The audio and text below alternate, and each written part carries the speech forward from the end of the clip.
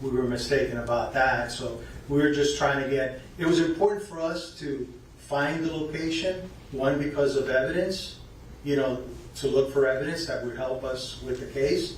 And the second reason was jurisdiction. Sure. But I mean, you're a seasoned detective, right? You're retired now. Yes, sir. So at the time that this transpired, you were, how long were you in the force?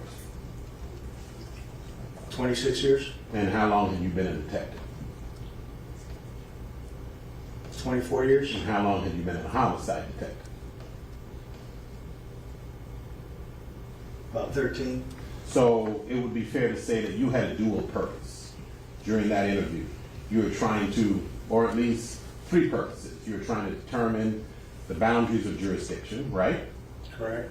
You were trying to identify the location that this incident took place Yes, sir. in order to determine boundaries of jurisdiction, Yes, sir. and also to further your investigation. That's correct.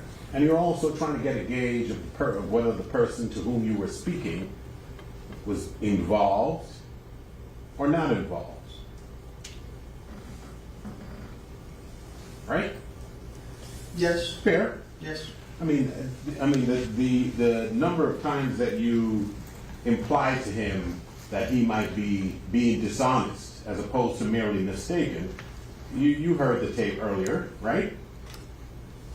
You recall. I didn't have a preconceived notion as to whether he was being dishonest or not. We had some mistaken information. Maybe that's where it came across that way, that there was an incident on the east side, which we later found out it wasn't. We were just trying to find out the location where it happened. So when you were telling him stuff like, hey, you know, if it was my friend, I'd really want to help the law enforcement officers out. I mean, don't you want to help your friend? You weren't trying to get him to be candid. You were trying to get him to reach into the depths of his recollection. Is that what you're trying to do? I would say probably both. Okay. So you were trying to make an assessment of his credibility throughout the course of this exchange. Sure. It's fair, right? Sure.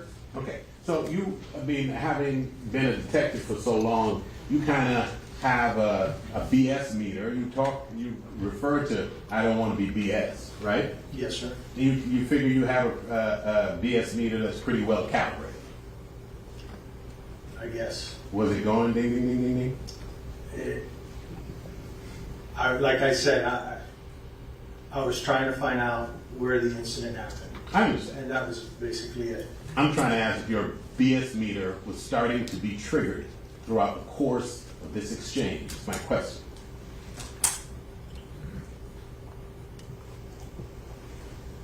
I guess. It was. Sure. Okay. So, therefore, you did discern that this man to whom you were speaking, this man that you were interviewing, not interrogating, may be taking you for a ride. Right? That's the ding, ding, ding part that you just I don't know if, like I said, I was at that point, he was a victim. I had no reason to believe otherwise. We were basically trying to narrow down the location. I also understand that being shot at is a traumatic experience based on what he's saying. And that's why we had him, he was transported to the scene to see if we can narrow down the location. I don't know. Okay. So it would be fair to say that your BS meter did not go off and you did not form the impression that he was being evasive in the manner in which he was answering your questions in the tape that we all just heard. Well, there are some things that, that's why I asked them, trying to gauge whether one of the questions that I asked them was, if you knew who did this, would you tell me? To see his response. So I guess if you want to call that a BS meter or whatever, I'm just trying to gauge if he's being truthful with me, if he's hiding something.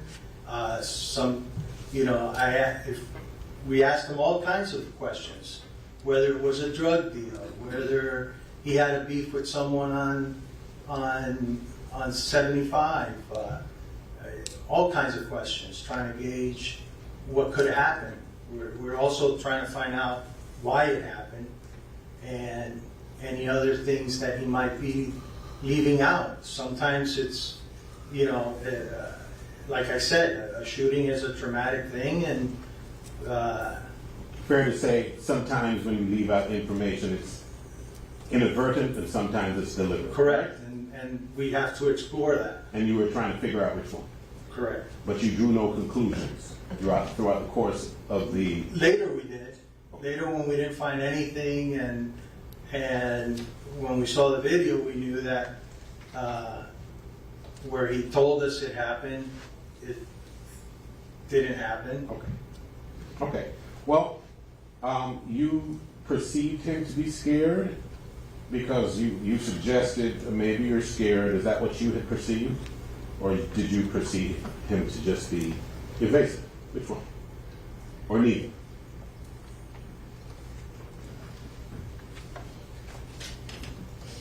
I didn't draw a conclusion. I'm trying to ask him questions, again, to have him open up, see what could be him being hesitant, or if he's leaving something out, or just exploring different avenues. Okay. What about the part when he told you that he didn't have a phone? Did that seem curious to you? Actually, I didn't even think about it, but now it sounds kind of weird, but I didn't even think about it at the time. You know anybody without a phone? It's not living under a bridge. No. Okay. So at that time, this information, this indication, this loud indication that maybe he is deceiving you, it didn't occur to you now, but upon reflection, you would say it's now occurring to you, now that I put the question. It's easy to Monday morning quarterback when you have a lot of time. We're in the middle. My goal at that time was to find out the location, okay, so that we can look for evidence and jurisdiction. Those were the two main things at that time. And then obviously why, and get some background information as to why it could happen and things like that. I understand that, and just to further your analogy, I would submit that during the process of this exchange, when somebody tells you, an adult male tells you, I don't have a phone, that being curious is not Monday morning quarterback. That's like missing somebody wide open in the end zone, right? Sustained. But it didn't occur to you. No, really at that time, it wasn't maybe later on it could have been something that Detective Moretti would have considered, but at that time, like I told you, what my priorities were, at least for me. I noticed you mentioned Detective Moretti. It's not something that would have occurred to you. Was it fair to say that Detective Moretti was the one making the investigative decisions on the case? I called him to be the lead detective because we had, like I stated earlier, we had an agreement between the homicide detectives. I was 2 years left before it was almost 2 years exactly to the time to retire. So the agreement was that if I got called out, the other guys in the homicide unit would take over the investigation, and that I would assist to avoid exactly me having to come back. Yeah, and it didn't work. It didn't work out. Sorry about that. But you're not suggesting that the fact that you weren't lead meant that if your investigative instincts suggested that certain actions be taken, that you wouldn't suggest that to Moretti. You're not saying that. Again, I don't know how many times I'm gonna explain it. To me, at that point, we were trying to find out the location and try and get some historic and stuff like that. Okay, no, we're past the phone thing. I'm just saying, as a general concept, your perception of your role vis-a-vis Detective Moretti's wouldn't be because he's the lead that if something occurred to you, you would not convey it to him. You wouldn't keep it to yourself. You'd No, convey it to him. we would discuss. Okay. So, there came a point later where you took Mr. Cortland Henry, or at least Detective Moretti did, out to the scene. So there would be no mistake as to where he said that, right? Detective Moretti and Detective Toyota drove me to the scene. So now we don't have the possible disconnect between what he's describing and what you perceived. Now he's saying it happened in this location, wherever it is that he took you, right? You would have to ask Detective Moretti what was discussed. They just told me, I believe it was like in the area of the 163rd and Miramar Parkway, but we started, like I said, on 160th and proceeded westbound. And law enforcement exerted a lot of effort, searched there, found nothing. Correct. Now you know this guy is not telling you the truth, I'm sure, right? Well, at least that it didn't happen there. Okay. So at least he's not telling you the truth as to the location of the incident, right?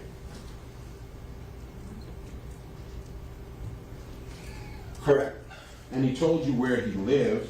I think early on in the transcript, he told you the address on 44th Street, right? Yes, sir. And it occurred to you, of course, that maybe we should go and execute a search warrant on that location just to make sure that we are investigating the possible people that are involved. Did that occur to you at the time? No, I didn't do a search warrant in that location. Well, I know you did. I'm asking whether it occurred to you that you should have. No. And based upon your being in and around Moretti, you never heard him suggest maybe we go do that. In order to get a search warrant, you have to have probable cause that a crime was committed there. And at this point, we had no evidence that the crime was committed at the house to get a search warrant. You need evidence, probable cause to determine that a crime was committed at the house, or you needed probable cause to determine that possible evidence of a crime may be retrieved from that location. Correct. Well, yes. Yes to both of those. Right. And so the gentleman who shows up at the hospital telling lies with two deceased people in his car, it doesn't occur to you that the place he goes directly next might be a source for you to find evidence, right? We had no evidence that he went to the house. Where'd he go? According to him, to the hospital. Where'd he go after that? I have no idea. Would that have been a concern? Well, we went to different areas. Huh? We went to other places. No, we didn't go there. Okay. So, I don't mean to be disrespectful, but you now have somebody who has presented himself with two dead bodies, lied to law enforcement, had a long interview where he's taking you around in circles and being evasive, and where he leaves, and you know. Objection, counsel testifying and asked and answered. Sustained. Rephrase your question. Okay. Didn't occur to you to search, to track where he may be going and conduct a search warrant because it might be fruitful? No. Okay.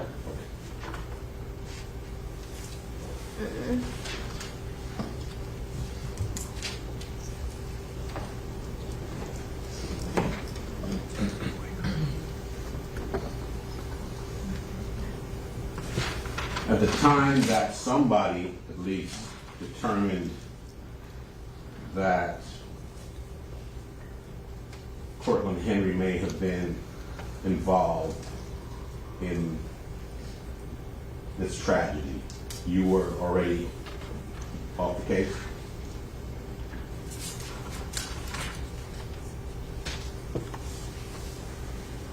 I believe I already testified to my involvement in it, so that the items that we covered was my involvement in the case, period.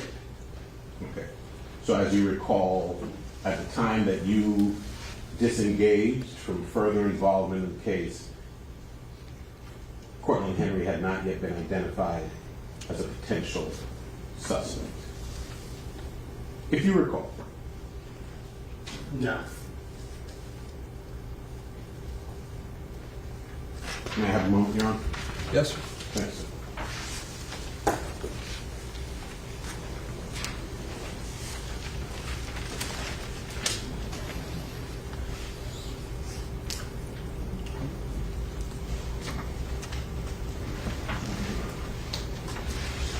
Sir, the location that Cortland Henry identified as his residence was also the place he identified as the residence of the two victims.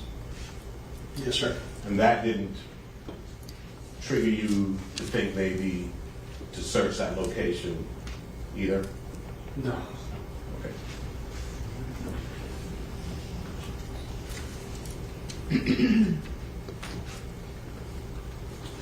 Tell me again about Walmart. Do you remember what Cortland Henry told you about Walmart? He described some incident at Walmart. And the reason that you were asking him, I think explicitly, was that you were trying to determine whether or not there could be any other people who may have had a motive to engage in the offense. Correct. And he told you about an altercation that took place at Walmart. Yes, sir. And you know, of course, that Walmart has surveillance tapes. Yes, sir. And so, when did you go and retrieve those tapes? I don't know if Detective Murray did. If you were making the call, would you have done so? I don't know if there was no connection to it at the time. I don't know if I would have or would not. Because you do realize you asked him that very question for that very reason. He also said that there was nothing to it, that as best as I recall, He said the beef was squashed. it was, yes. So you said, okay, well, and then that settles it. Well, I didn't say anything. I thought, And you didn't do it. I didn't know.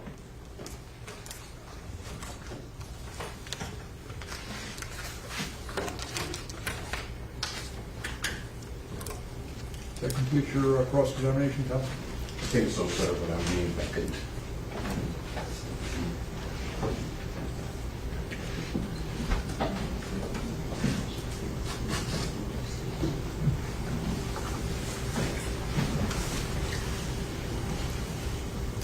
Remember the reference to a guy named Bentley in the statement? That there was a beef with a guy named Bentley?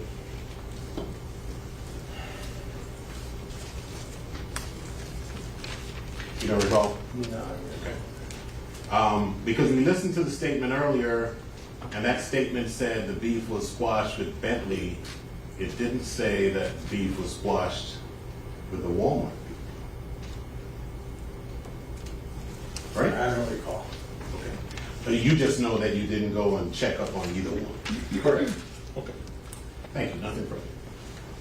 Counsel, is there any redirect? Yes, Your Honor. Detective Bertrand, does surveillance footage exist forever? No. Is there a retention time frame in which you have to be able to go to whatever location to retrieve it? In most cases, from a week or two to 30 days max. Did Mr. Henry give you any more idea of a time frame as to when this Walmart incident happened? If he did, it's contained, I don't recall at this moment. Counsel asked you a lot about being a search warrant for the house. Correct. Do you have any information whatsoever that would lead you to believe the defendant, Mr. Demons, or Mr. Henry had been at the house? No, Where did all the investigation point to they had been in the car. with regards to the recording studio? Did you go there and retrieve the evidence from that location of the Yes. video? No. And you get a warrant just based on belief, No, on a hope and a prayer? no. What do you need? You need probable cause and evidence that items of the crime are there. Did you have anything to base that on to go to a judge and ask for a search warrant at that time? No, Do you know how long the defendants lived there before they were evicted?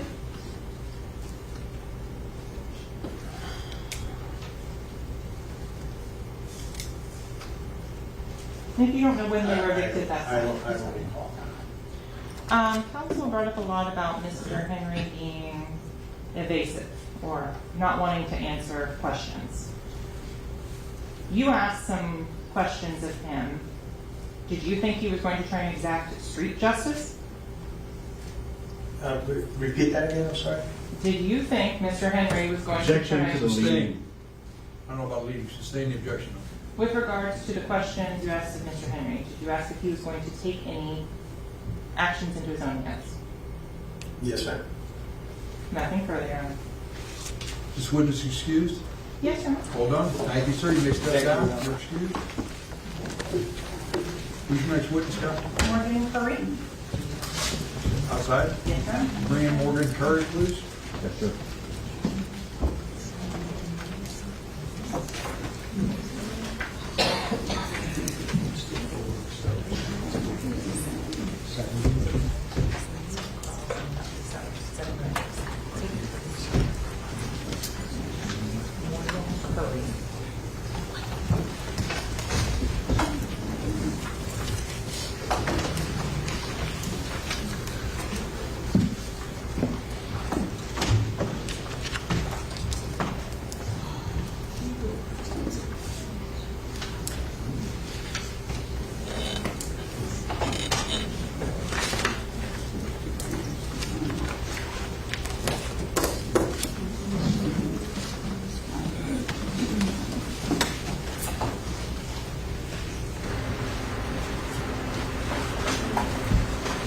Good afternoon.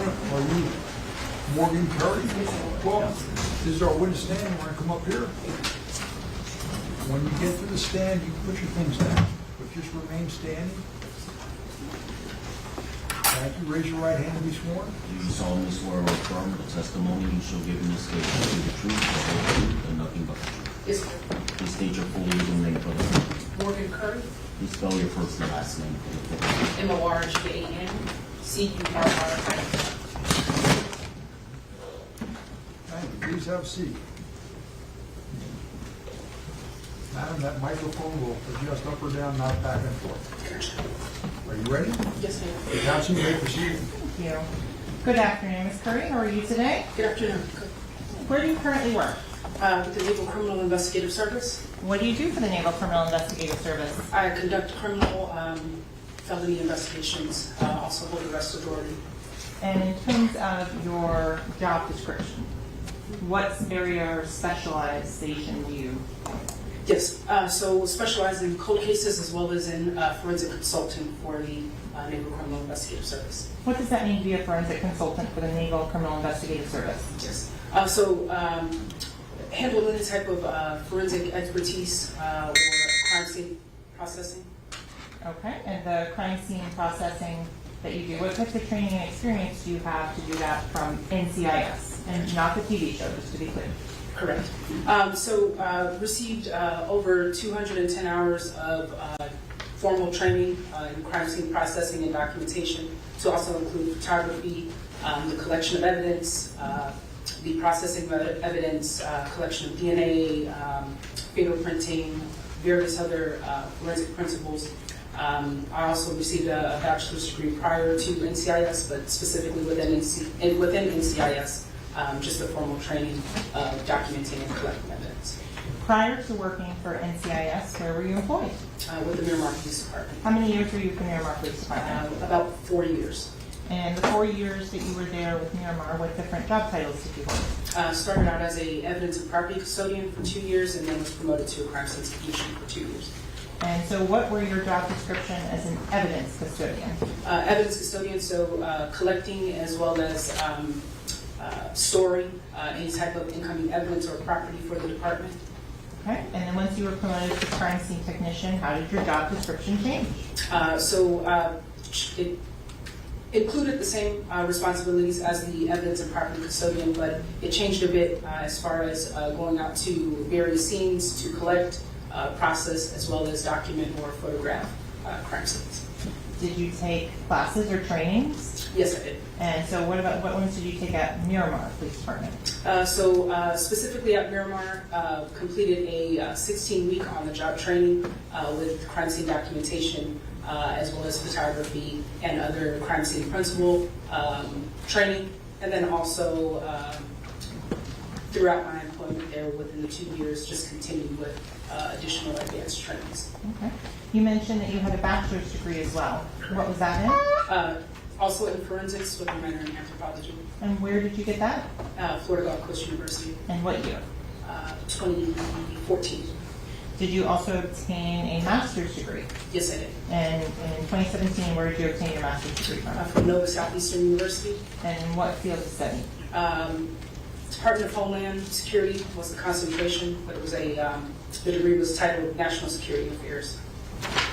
With regards to your involvement in this case, on October 26th of 2018, did you become involved in the investigation regarding Miramar case number 18-10-020629? And what was your job description for this case? I was a crime scene technician in this case. Were you the only crime scene technician? No, there were several others. So walk the ladies and gentlemen jury through how you first became involved. First involvement was contacted by our dispatch unit to respond to assist with processing the scene. And when you are contacted, are you at home? Are you on shift? I would have to refer back to my report to specifically know for this case. But normally what happens is either contacted by phone and or if we're on our radio, we're contacted by via radio. Do you respond directly to the hospital in this case? Yes, I did. What is the first thing you do when you get to the hospital? Meeting with the detective that's on scene, if they're on scene, and or the lead officer that's there to debrief on whatever my assistance is needed for. Okay, and so what tasks were you assigned once you spoke with the officers and detectives on scene? I was specifically tasked with photographing and documenting the individuals that were there at the hospital. When you say the individuals that were there, were they living or deceased? Deceased. Did you have any involvement or contact with Cortland Henry, who would be a living individual? Not to my knowledge. Did you have any contact with the defendant in this case, Jamel Demons? No.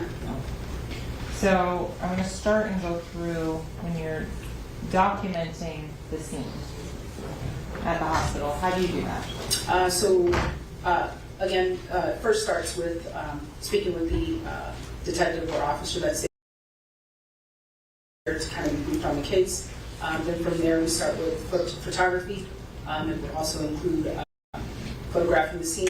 Do that from NCI and or evidence, documenting via notes, so taking notes as far as address, other pertinent information, and then also if there's collection of evidence, just making sure that you document what evidence you're collecting and transporting it appropriately. In terms of the number of photographs that you take, I'm not asking you exactly how many, but how is it? Voluminous? Could you use a different word? Sure. Do you take a bunch of them? Yes. So, yes.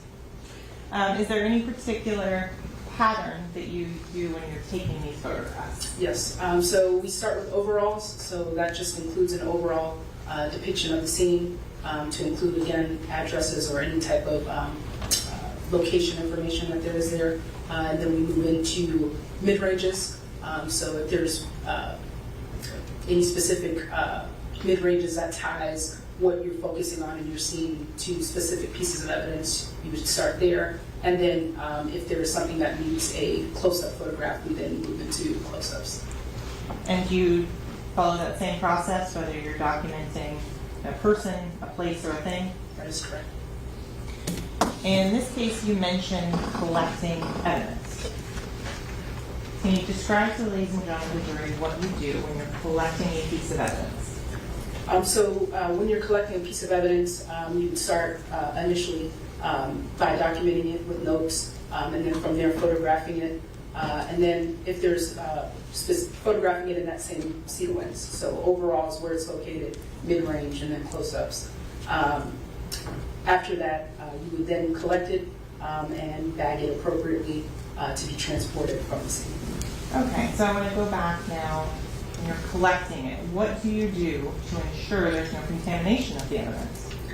So we always make sure to have PPE, personal protection equipment. So that includes things like gloves, masks, face mask if needed, a tie-bed suit, which would be kind of like a coverall suit to protect your clothing, and or to protect the specific pieces of evidence to be contaminated with the items on your clothing. And so then from there we would bag them into specific pieces of bagging materials. It could be paper, it could be plastic. So, Investigator Curry, is there a reason why paper bags are used or plastic bags are used? Yes, so we use paper because it is a porous material, being a breathable material. Any type of biohazard evidence that you're collecting should be in a porous material, some type of paper material so that it can breathe, so that it's not contaminated with mold or other bacterial items. So if items are damp or moist or wet in any way, how do you deal with that as a crime scene technician? Yep, so we do have sterilized dryers. So any type of items that are wet at the time, we do transport them in that paper, that breathable material, and then from there it goes over to our drying chamber to be dried. After they are dried, do you package them again? Correct. After they're dried, they are packaged in that paper material. And with regards to our courtroom presentation, are there occasions in which the clothing is placed between clear plastic to make it easier to handle and deal with in court? Correct. Okay. So I'm going to start. I'm going to approach here. Can we approach very briefly? Yes. Sorry.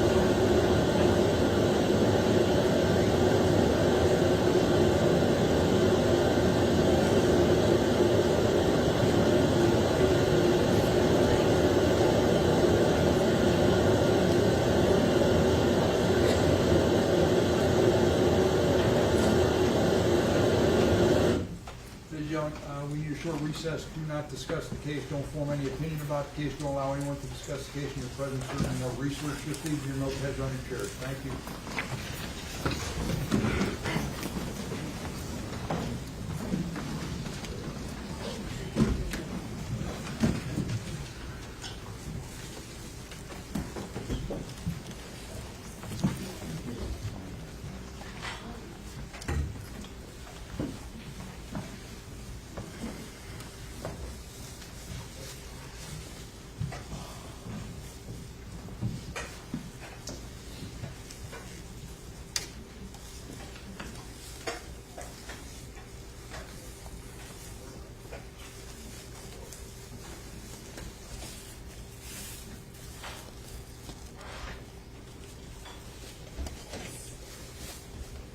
Thank you. Let the record reflect the jury stepped down. Counsel may want to defend. Gentlemen, you need your restroom break? Nope, you're good? All right. Counsel, just so you know, sometime when I put the white noise on, we had a conversation, he's not facing me, I can't hear what you're doing, that's why I just asked, not offending anybody, it's good to hear. Okay, all right, no, it's no problem, we're in recess. Appreciate it.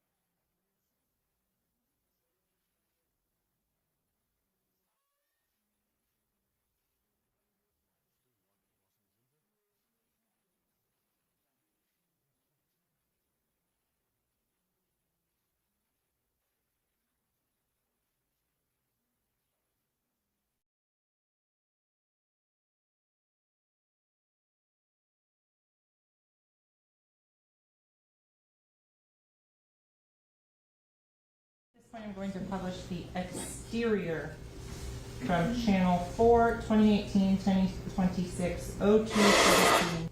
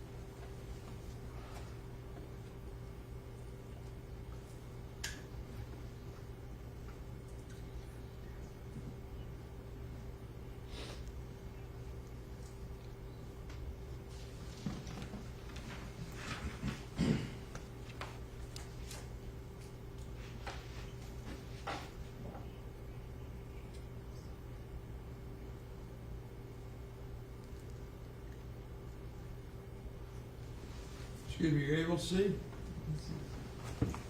Yes, all right.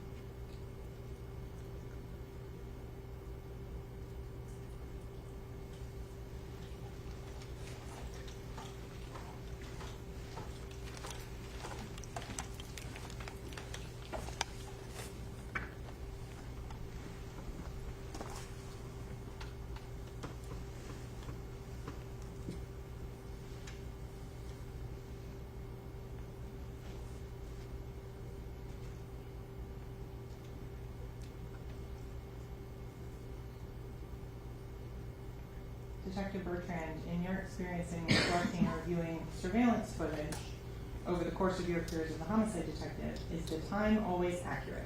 No. Is it your recollection that this was off by 1 hour due to not Objection. adjusted? And what's the objection? Foundation. Sustain, rephrase.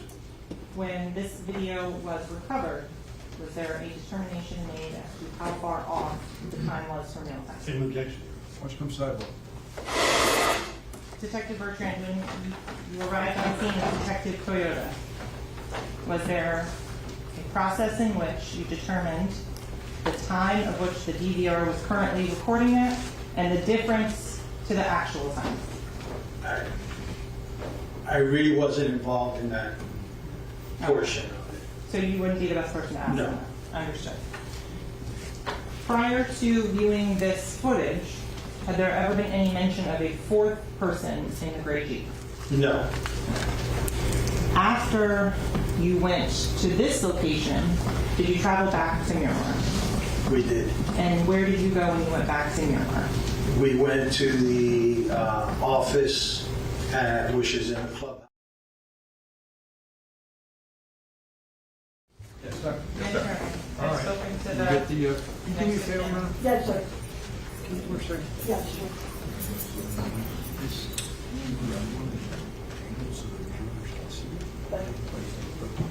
It's fine. Could you move this end back a little bit so she can make sure she can see the witness? See what I'm saying? Yes, sir. Just a little bit. Will you go back there a little bit? That's good. Perfect. All right, we're ready. Can you raise your hand?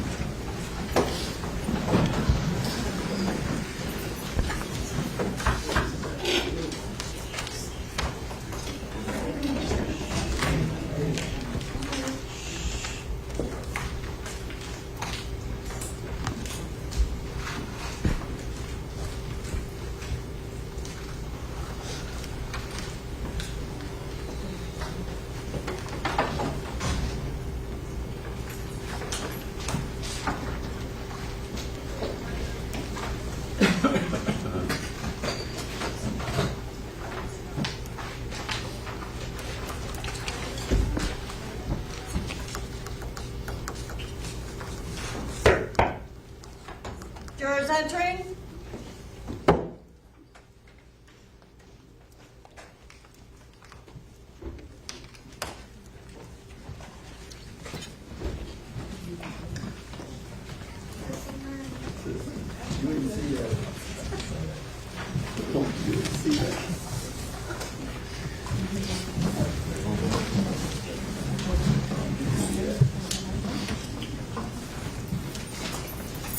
Thank you. Please be seated. Let the record reflect the presence of our jury. We go over to the defendant, defendants, his counsel, the assistant state attorney, and our witness, Ms.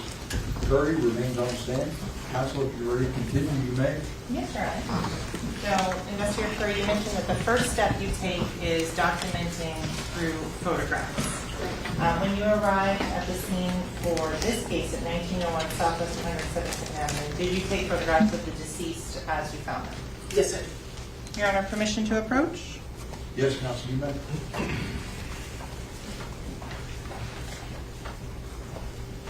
Ms. Curry, I want you to take a look at what's been previously marked as States H for identification purposes. It's a USB and a collection of photographs. Prior to coming into court today, did you have the opportunity to review the contents of that USB and the photographs that are attached? Yes, I did.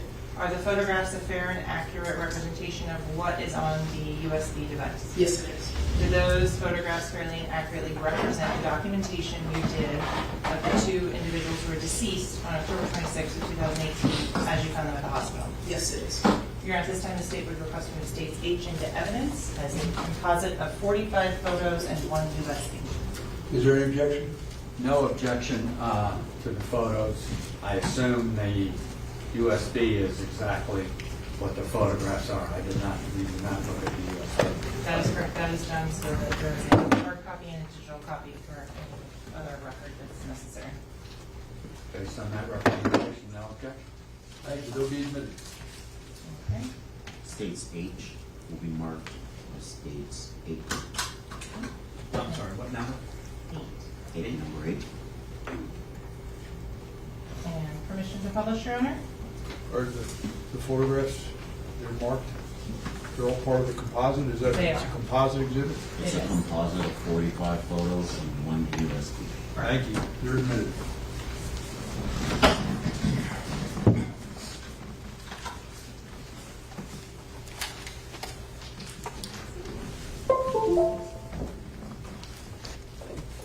So I'm going to start with the first photograph here. What are we looking at in this image? It's our photo template. What is its purpose?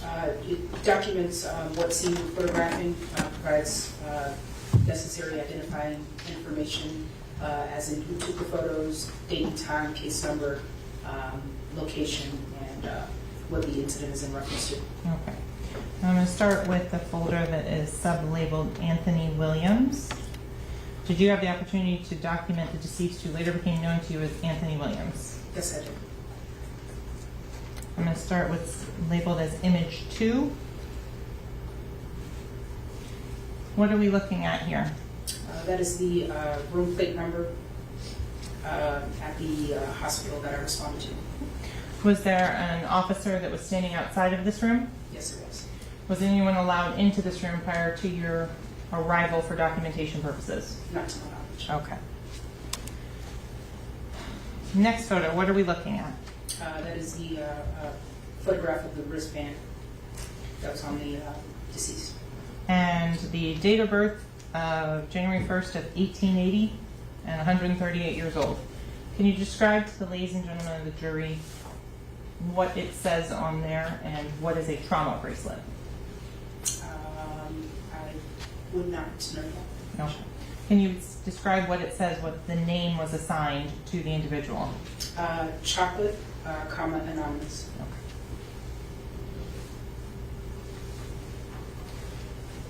The second photo, what do you see here? That is an overall photograph of the deceased. Why do you take an overall photograph? It goes back to our initial documentation of how we process each scene. We start with an overall to gather as much information as we can about what we're observing, and then move in to specific areas. On to the next photograph. What are we looking at here? It is a close-up of the deceased face. Okay. Is there items of jewelry that are visible in this photograph? Yes, it is. So starting with on the ears, is there jewelry that is in the deceased ear lobes? Yes, it is. Okay. Is there, we'll move on to the necklace in a different one. Going on to the next photo, what are we looking at? Again, another close-up of the deceased face. At this point, there is now no longer a hospital gown. What happened? In order for us to fully document as is, we start off with the overalls with the gown on, and then follow behind with documenting the full overall of the body. So we remove the gown with hospital staff members. The next photo, the necklace and items here. Did you ever collect those? No, I did not. What are we looking at in this image? Appears to be some type of wound. Do you document all wounds as they appear to you? Yes, we do. Do you have any background in medical training, or are you trained as a medical examiner? No, I am not. Moving on to what are we looking at this photograph? So it's a rearward or supine facing photo of the deceased. So the back of the head. Do you do anything to clean up the deceased? No, we do not. The plastic bags inside the paper bags, what are those? So that contain various clothing items and personal belongings to the deceased. Is this what you're talking about before you get to the drying chamber? That is correct. Is this packaging from the hospital or from Miramar? It's from the hospital. What are we looking at in this particular image? Yes, so it's a GSR kit, gunshot residue kit. And was this performed on Anthony Williams? Yes, it was. And now more close-up of this GSR kit. Correct. What can you tell the ladies and gentlemen of the jury about the red staining that is showing up? Yes, so the red staining contains various debris as well as the blood that is found on the deceased or on the area that we use to swab or test. What is the purpose of the gunshot residue testing? Yes, so the purpose of the test kit is to determine if there is some type of gunshot residue on the specific item, whether it's an individual or a specific piece of evidence that you're testing. And the specific name of the gunshot residue test that's being done is what? Friend or foe. What was the result of this gunshot residue testing? Is negative. The presence of GSR. Okay. So going now to the images under the subfolder Christopher Thomas, starting with image number 34. What are we looking at here? So again, a photo of the room number at the hospital. The next photo that is here, is this an establishing shot? Yes, it is an overall. The black box that's put on there for modesty, was that done by you? No, it's not. No. When you take the photo, how is the bottom? As is pristine. Okay. Do you document the same like we discussed with the prior? Yes. So it starts all over again, doing your overalls, then into the mid-range and close-ups. Next photo? So it's a close-up of the deceased head. Does anyone assist you in locating areas or wounds, scars, marks, tattoos? Yes, so if there's other investigators that are there or crime scene technicians that are there, as well as other medical staff or nurses or any other individuals that are allowed to be in that area are assisted. Was there any evidence of medical intervention that was removed from the body? Not to my knowledge. On this picture here, what are we looking at? So another close-up of the deceased face. What was the purpose of this next photo that we are looking at? So it is it's a mid-range of the abdomen area or the body area, the upper body area, to show the various puncture wounds as well as projectiles that are protruding out of the skin. So, does the screen there work if you circle on it? It Yes. should be a touch screen. Let's see. So that when you're talking about the protruding projectiles in the skin. Correct. It could be, and so it would require additional examination, but it could be anything as far as projectiles or metal shrapnel that comes from casings or bullets. And in terms of, you're not trained as a medical examiner to know what's going on underneath the skin. Correct. On to the next image. What are you documenting in this photo? So the lower extremities of the deceased, as well as the feet, with the several, what we can observe as some type of injuries.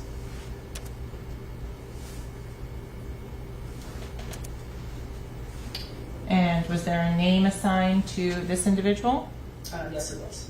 Okay, and what was the last and first name of this individual that you were documenting? Tama Tech Christopher. Okay.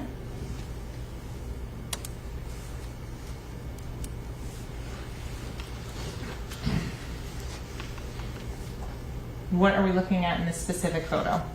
Yes, so another documentation of the upper body of the deceased, as well as various injuries. Okay. And then this photo?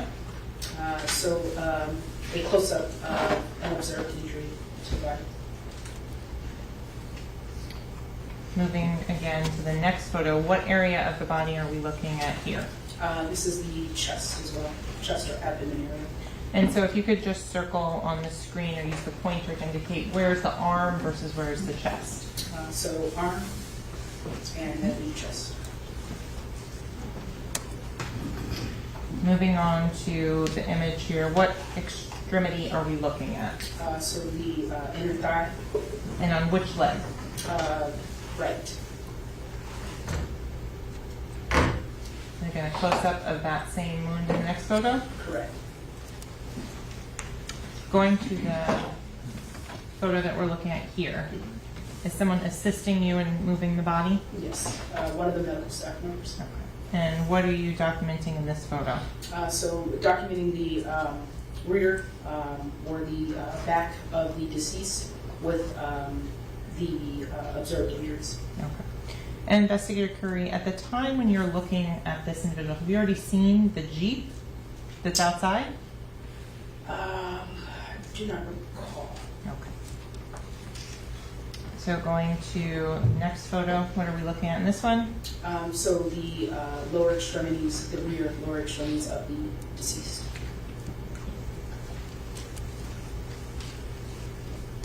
Here, so I want to make sure it's clear what area have we moved back up to on the body in this photo. Yes, so the back of the deceased. Have you done any sort of cleaning or making it easier to see in any way, shape, or form of the body at this point? No, I have not. What are we looking at this photo? So I believe that is the arm, a close-up of the injuries or wounds on the arm. So I'm just going to go back one. So is that what you call the mid-range shot, and then going forward again, the close-up? Correct. Okay.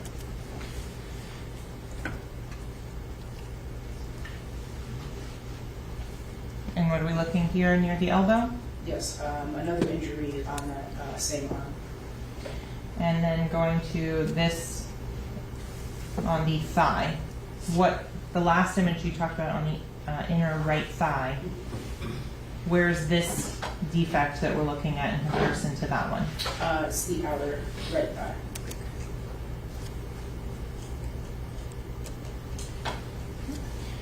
Going to this photo here, what are we looking at here? So the backside of the deceased. Okay. And now in this photo, A close-up of that same backside of the deceased. and again, this, again, on the right upper back of the deceased. Correct. Next photo, what is this showing? Some type of injury or defect up under the underarm of the deceased.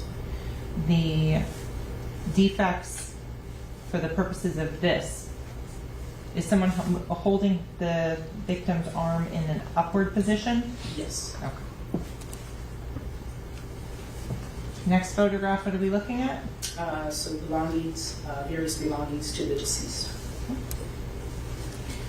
Did you do the same GSR testing to Mr. Thomas's hands? Yes, I did. And with regards to that, were there any results on that? No, the results were negative. Can you describe to the ladies and gentlemen of the jury how you do the GSR testing on the deceased hands? Yes. So with the assistance of hospital staff, just have them hold their hands out as best way that we can. Using that kit, again, doning or putting on PPE, so some type of protective equipment, gloves, or some type of mask. Opening the kit up itself from a sterilized package, using that, it's more like a swab or a cotton padding, to which we rub against the individual's hand or whatever the object that we're testing for GSR. We rub that for about 15 to 30 seconds to collect whatever fluid that we can on that cotton swab. And then from there, there is a chemical that is within that same tubing or that same kit. That chemical is then applied to the cotton swab there. Wait about 5 seconds or so for a reaction. And if there is a presence of GSR, you will see there's a photograph within the kit or some type of depiction within the kit that shows that if blue specks come up, it does have some type of presence for GSR. And if you do not see those blue specks, then there's a negative presence for GSR. So going forward, I'm going to show you a large bag here that I'm going to approach with so you can view the contents. I'm going to open up the evidence seal on the outside of the bag now. So, and sorry, I don't think we established, prior to today, do you live here locally? No, I do not. As part of the Naval Criminal Intelligence Service, where are you stationed? Virginia.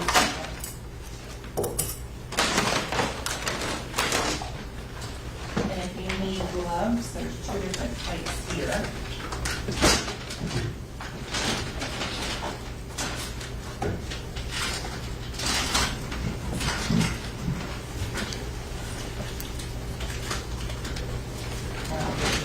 Scissors as well.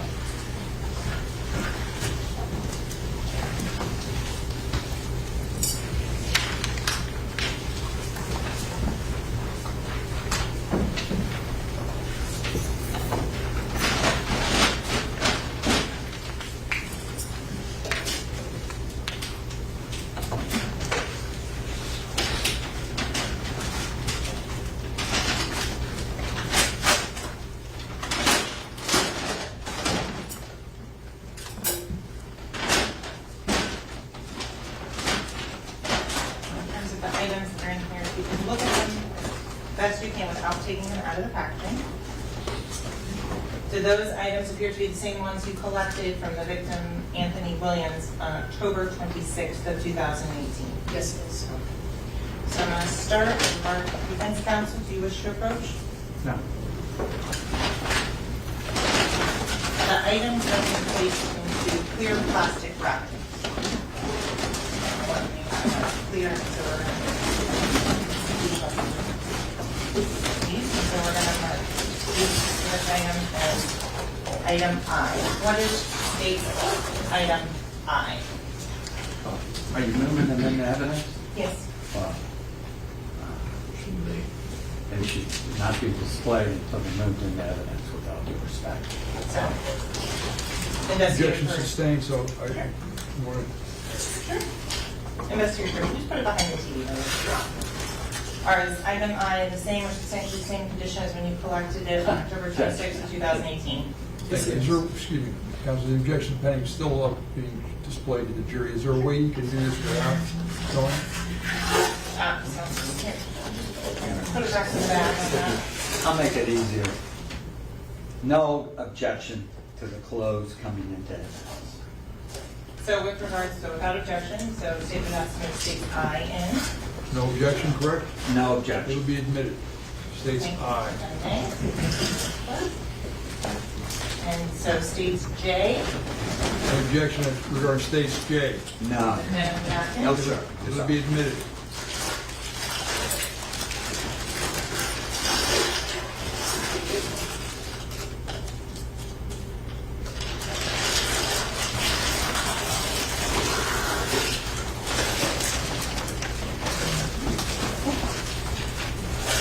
States I will be marked states Number 9. number 9.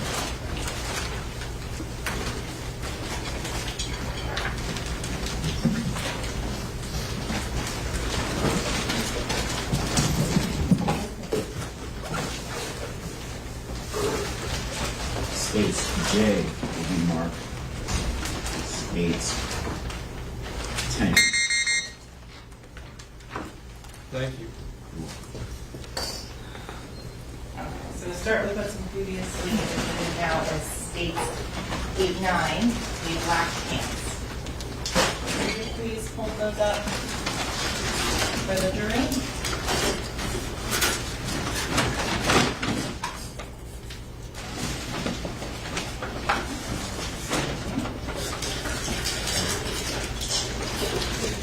Moving on to state K. Any objection? No objection. States K will be admitted, if that's what you're seeking, counsel. Yes, Your Honor.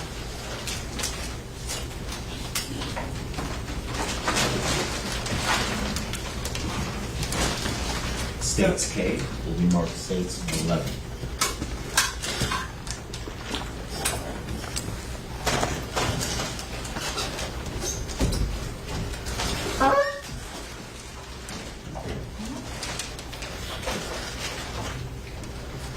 Switch with you and Mr. Curry will you'd be so kind as to tell us and describe to the jury what is your hand right now. So in my hand is the jean jacket that was seized from the hospital. And what number is that, counsel? States 10, Your Honor. Thank you.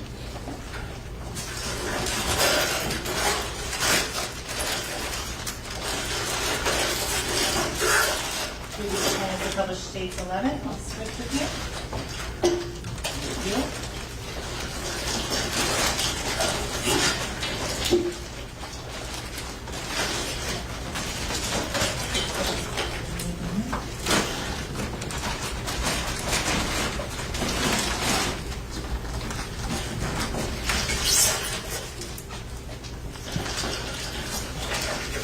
And Mr. Curry, is that how you received the shirt?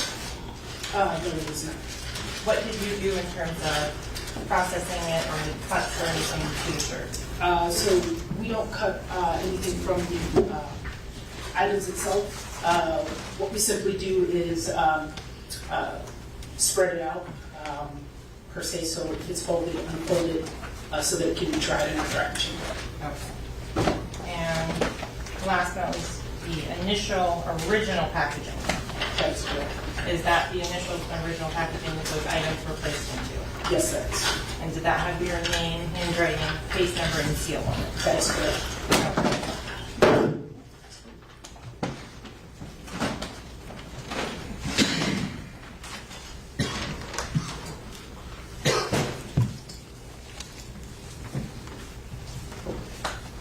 So with regards to the items from the victim, Mr.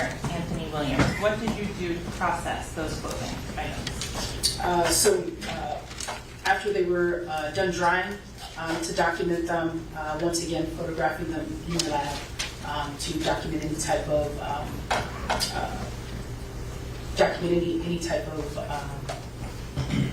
what we could identify as wounds or cuttings or anything that would assist us in documenting the clothing that came from the deceased. When you are documenting on the outside of these packaging items, are you indicating a photo marker on them? Yes. And why do you put the photo marker on there? So visually it allows some type of visual documentation, so it's easier to see what we're looking at, Okay. I'm trying as to, well as to identify that specific piece from the future. trying to defense counsel state L. More close.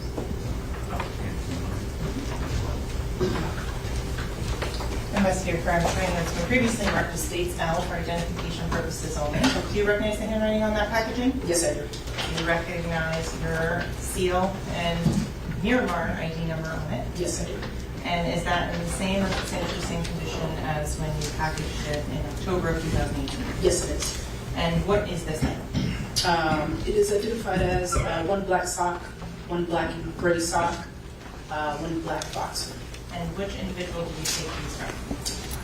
Anthony Williams. And at this time, the state would request to state LN. Any objection? No objection. It'll be admitted. States L will be marked States number 12.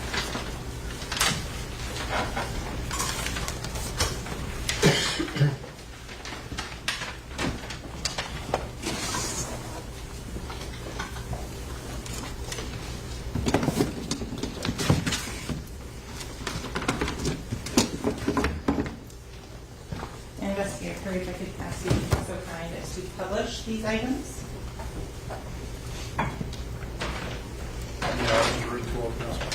There are 3. 2 socks and a pair of gloves. And there are gloves if you're hanging. The scissors are right there. If you'd be so kind as to open it.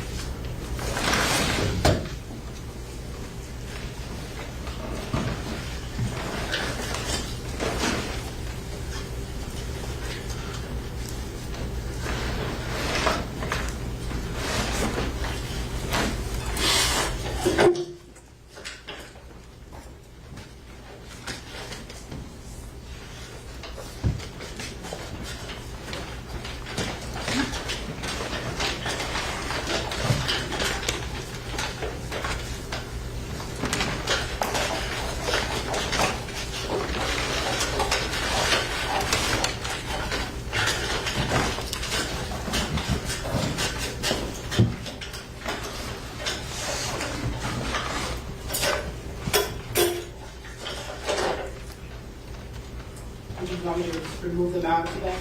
Please, if you could hold them up and show the ladies and gentlemen the drink.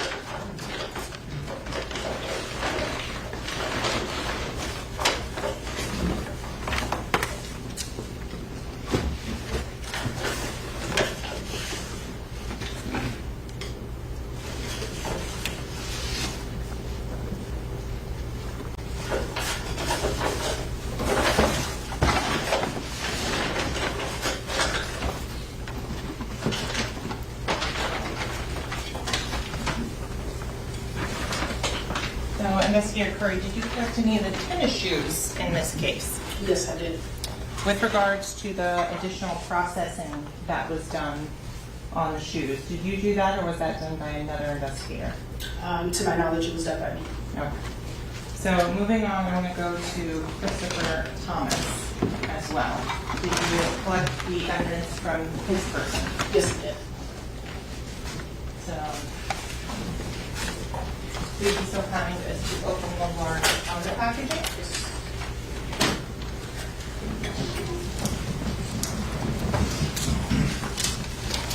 Your Honor, we have no objection to the Christopher Thomas pledge coming in. What's the exhibit numbers? This is the M, N, and O. Is that correct, counsel? All, that's the M, N, and O, there's no objection? No objection. Thank you. Counsel, there's multiple exhibits in each one of these? That they are individually packaged. So they're not composites. Thank you. M, N, and O will be admitted in the next series.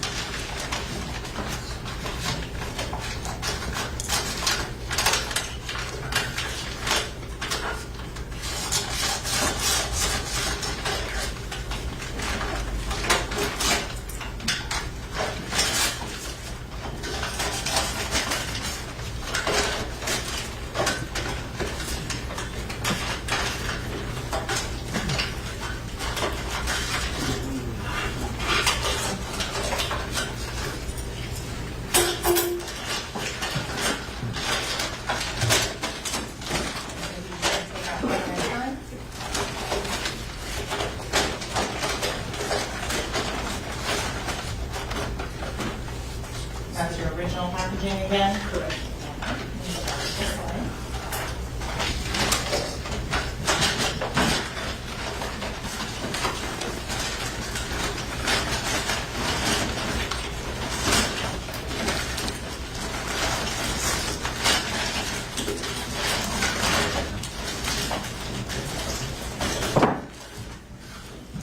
So M will be a white undershirt.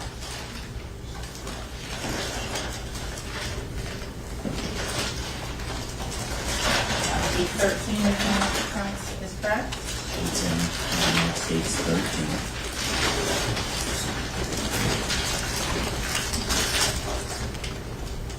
States in is a black Ranger themed jacket. States in. Thank you.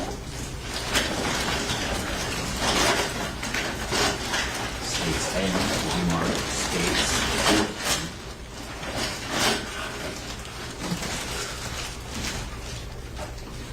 And states O are some blue jeans.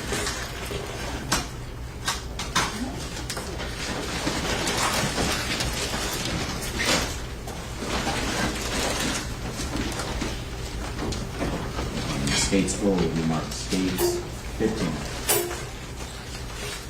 Detective Curry, if you could be so, I'm sorry, Investigator Curry, if you'd be so kind as to states 13, the t-shirt, show the ladies and gentlemen of the jury the defects that you documented. So here, here, here, here. And here as well. What's been admitted as states 14, the black Stranger Things jacket. You could do the same on the back of that.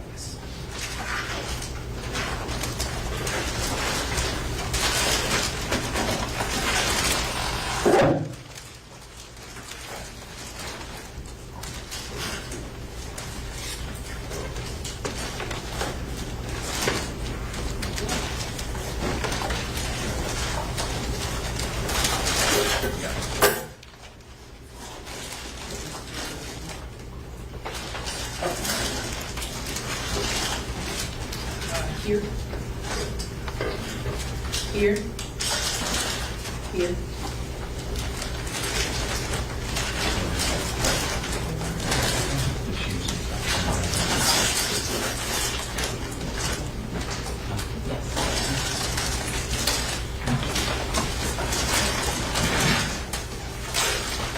I believe that's what it is.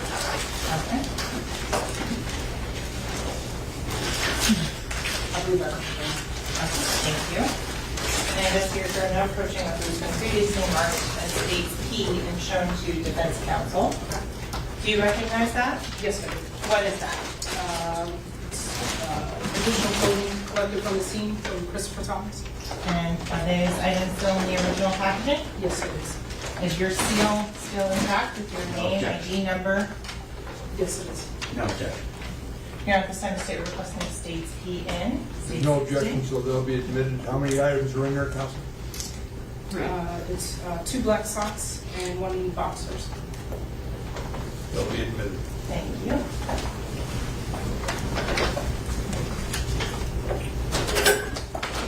You can come over as a composite, is that right? Yes, Your Honor. States P will be marked as a composite of 3 items. And so once you collect the clothes, you indicated that you document them via photographs. That is correct.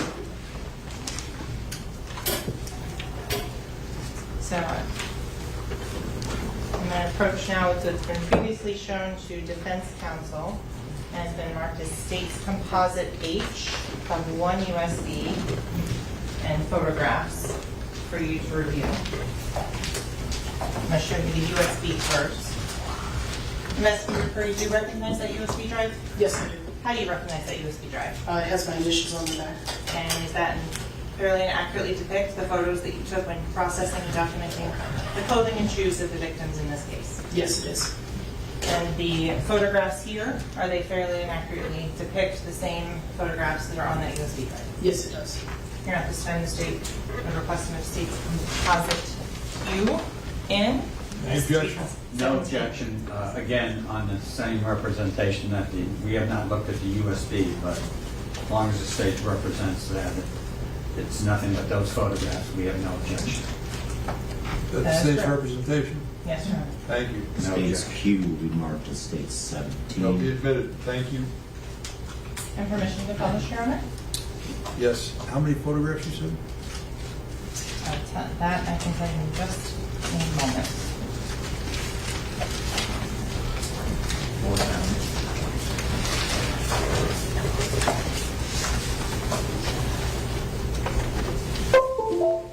Investigator Curry, if you have the clothing, why is it important to document it at the time of collection?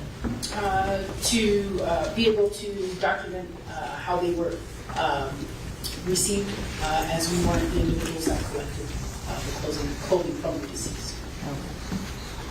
So on photograph number 1 under Anthony Williams. It has a G down here at the bottom of the photograph. Why is there a G? It depicts the item letter that's assigned to the items. Do you go through and assign a letter to each item that you're looking at? Yes, each item that's collected receives a letter. So going through on item G, and I believe there are 50 photographs in order to answer your prior question. Why do you take photographs of each side of these shoes? To accurately depict the entire item from various angles. Okay. Again on item G. Moving on to item H. What, in terms of, is that the same that's been previously admitted into evidence, the black pants that we looked at first? Yes, it is. The contents of the pockets, why do you photograph it as such? To be able to document what items are within the pockets because they may not be visible Okay. as they are. And now what are we looking at on item H? What view? So the backside or the rear side of the jeans. So this is still marked as item number, or letter H. Yes. What items were found inside item H? These were the items that were derived from the black jeans. Okay. Were those items collected and cataloged?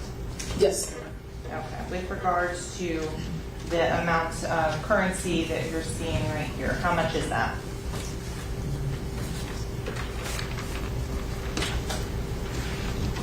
$97.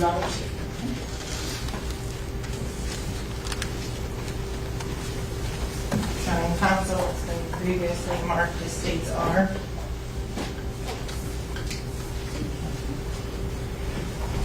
Investigator Curry, do you recognize this item? Yes, I do. It's been marked as states are for identification purposes. What is that?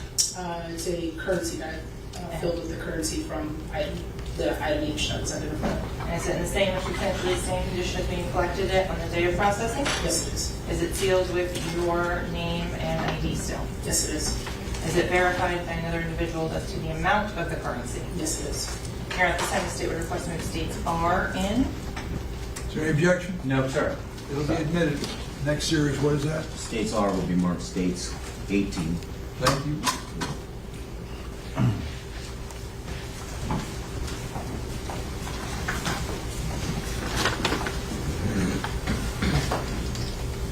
On to what's been labeled here as states. Your Miramar item I, previously admitted into evidence, the boxers and the 2 socks. That is correct. Is this how you found them?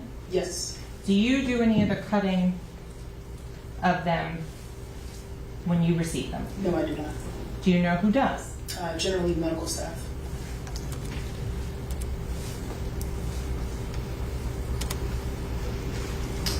What's item J? Picture of the jean jacket that was provided by medical staff of the deceased or from the deceased. With regards to this next photo of item J, there is an arrow indicating a circular area.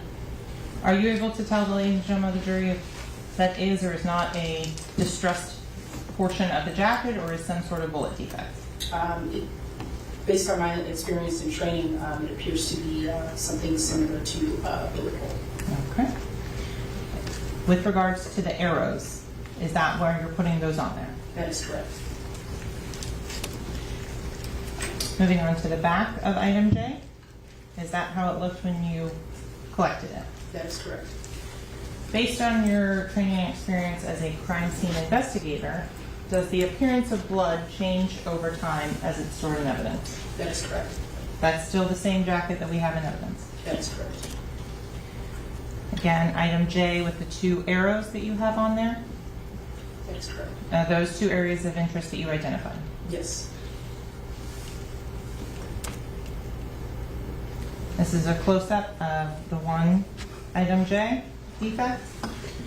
What can you tell about this particular item that makes you based on your training experience, say that it's a bullet hole?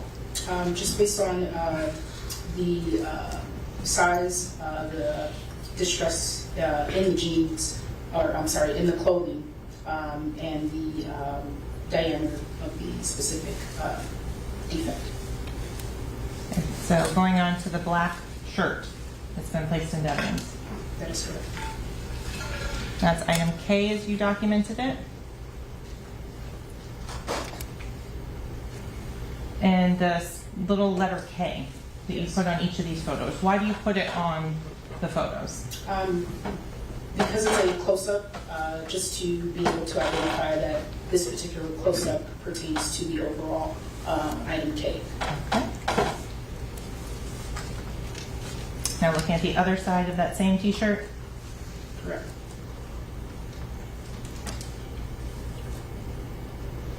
Again, how can you tell, or what based on your training experience will tell you that this is a bullet defect? Based on the perforation inside the clothing itself, to include the diameter of the defect as well. Okay.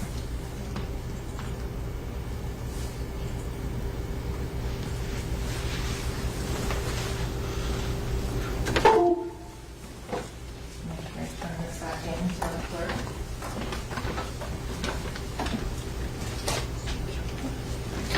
So with regards to Christopher Thomas's clothing, did you recover money and currency from his clothing? I would have to have my memory refreshed. Okay. If I may approach what's been previously marked as State S after showing it to defense counsel? Yes, counsel.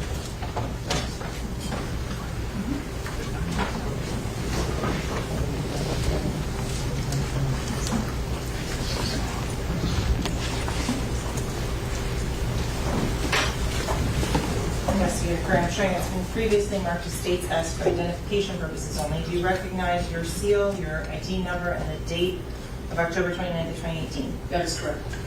On the front of it, do you document the individual from which his items, clothing was collected, as well as the amount? Correct. Does looking at that refresh your recollection as to whether or not you collected currency from Christopher Thomas? Yes, it does. Did you collect currency from Christopher Thomas? Yes, I did. Okay. Is that fairly and accurately depict the currency as in the same or substantially same conditions when you collected on October 29th, 2018? That is correct. You're at this time the state would request to move States S in. No objection. No objection. It'll be admitted. States S will be marked States 19.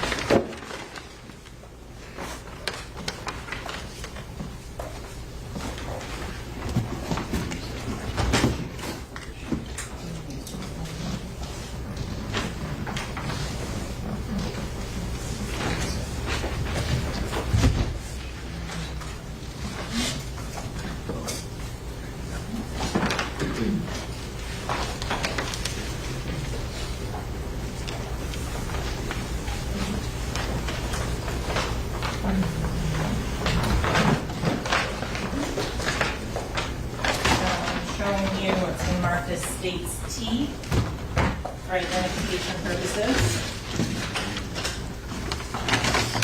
Are those the sneakers that we just used in those photographs? Yes, it is. Do they in the same or substantially same condition? Yes. You're at this time the state would request to move States T in. Any objection? No objection. He will be admitted in the next series, counsel. States T will be marked States 20. Thank you. You're welcome.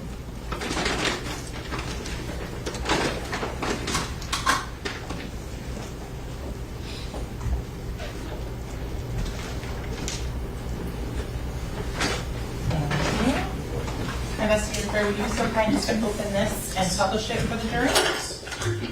Is that one? 20.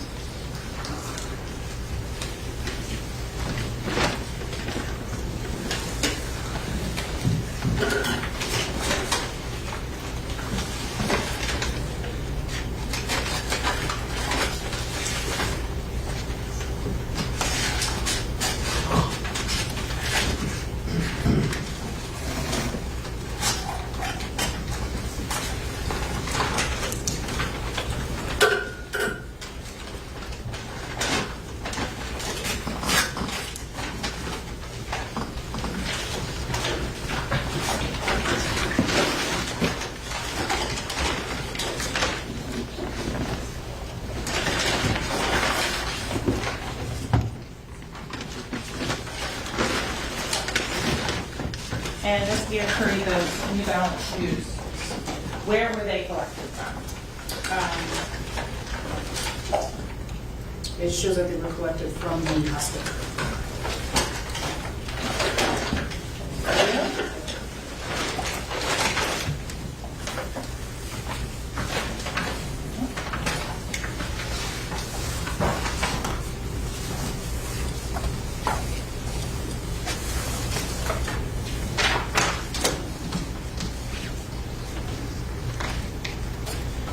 With regards to the other items that were collected from the victims, did you collect any suspect narcotics? Not to my knowledge. In terms of a events, that was October 29th of 2018, that was all the investigative work you did on that date. Correct. So I'm going to go forward to November 21st of 2018. What was your role in the investigation on that day? On the 21st, can I have my report or some type of refresher? Yes, would you help to refer to your report? I will Please. show defense counsel. Okay. And so if you would just refer to it silently to yourself, and once your memory is refreshed.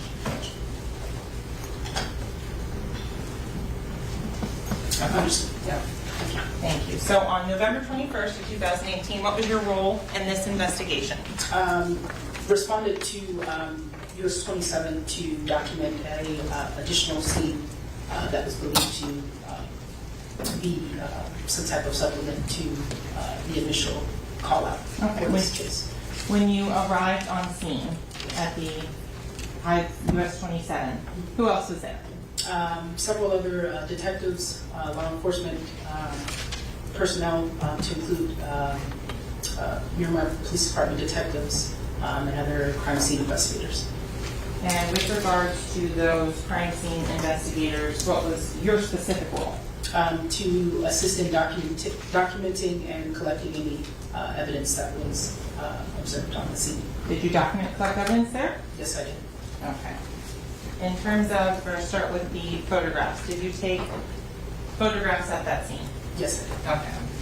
Showing what's been previously marked as states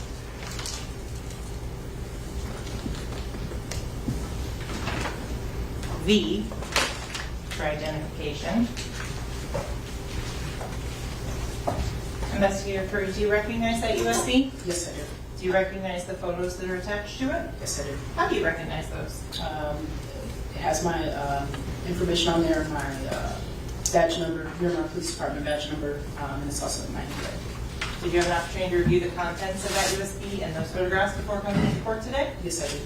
Do they fairly and accurately depict the evidence and your processing and documenting on November 21st of 2018? Yes, it does. Here at this time, the state would request to move states V into evidence and permission to publish. Any objection? No objection, based with the same proviso. The USB we have not seen. If those are copies of the photographs, I have no objection. State, They are the same, Your Honor. No objection. they'll be admitted to evidence. Case B will be marked case 21. You may publish. Thank you, Your Honor.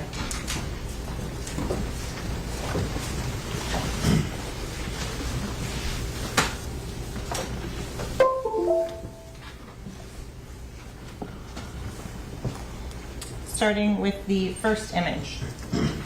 So the photo template, the initial photo that is taken with photographing the scene. And is this still under the same 18-10-06269 case number? Correct. And what date, again, was this done on? November 21st, 2018. The next photo, what are you showing here? A location or establishing shot of where the scene is. What direction are you facing in this photograph?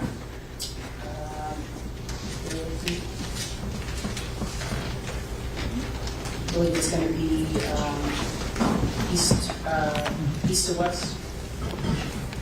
I'm sorry, south to north. Hold on, just 1 second. Let me-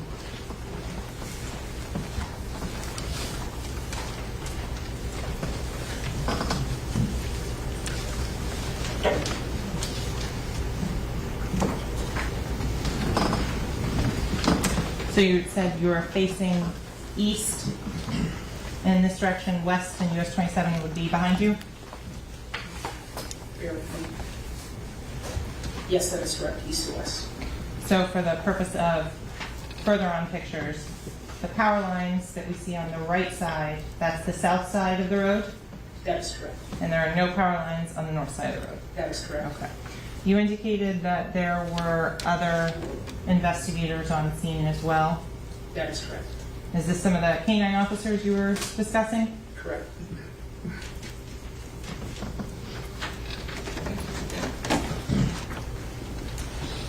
So again, looking in an eastern direction, but now focusing on the south side of the road. Can you describe to the ladies and gentlemen of the jury some of the yellow and orange markers and what they're there for? Yes, so the yellow and orange markers are there to help depict items of evidence that can't necessarily be seen as they are maybe covered by the shrubs or the grass. Okay.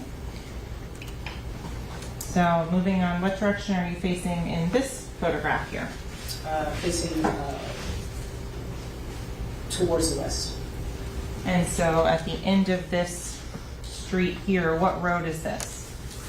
On the end there is US 27. No. The items that we see here, the flags, do they correspond with a photo marker or are they indicating something else? So they may be corresponding with the, they have a photo marker next to it, but they depict the actual pieces of evidence. So going on to this next photo, again with the power lines looking at the south side of the street. How many items did you indicate with photo markers on the south side of the street? 7. And so on the north side of the street, how many items did you indicate with photo markers? 3. Do they continue in sequential order? Yes, they do. 1 through 7 is on the south side, 8, 9, and 10 on the north side. Correct. Again, showing 8, 9, and 10 on the north. So I'm going to go back to item number 1, back on the south side. Can you describe what we're looking at in this photo here with photo marker number 1? Yes. So the shell casing, spent casing, that is it. Okay. That's that particular item? That is correct. Was this item collected? Yes, it was. Why do you take multiple photographs from different angles of these items? Just to get an overall depiction of the specific item and then also accounting for lighting or better visibility of the item. And the glass appearing object underneath the casing, did you collect any of that specific glass right there? I do not believe we did. Why not? I think after discussing with the investigators, did not believe that it was in reference or pertaining to the case item. Okay. Did it have any characteristics of auto glass? Objection beyond the scope If she of knows. her expertise. Hey, first establish that she may know something about this. So, Investigator Curry, and part of your training in crime scene, is it determining what evidence may be something that would be to collect? Yes, it is. In terms of the facts of the case, is that something that you're familiar with and you familiarize yourself with to know what types of evidence may exist? Correct. For glass and glassware, do you have any training in identifying potential sources of glass or other items that may be of evidence you're done? Yes, I do. With regards to the glass in the Jeep that was found at the hospital, had you had the opportunity to view that Jeep prior to November 21st of 2018? Yes, I have.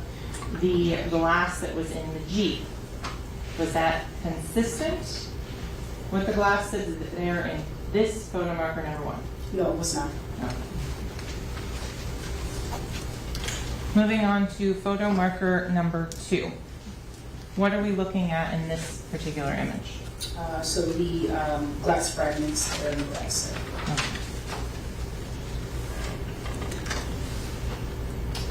Going now to photo marker number 2, the next image.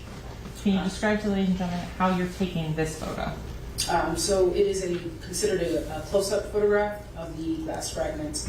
It is at 90 degrees directly over the glass that's on the ground.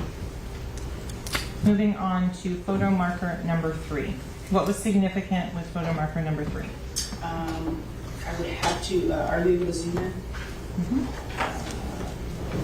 Is there another photograph? Or if I can refer to my report? You can refer to your report. Would that help in refreshing your recollection as to photo number 3? Yes, it would. Okay.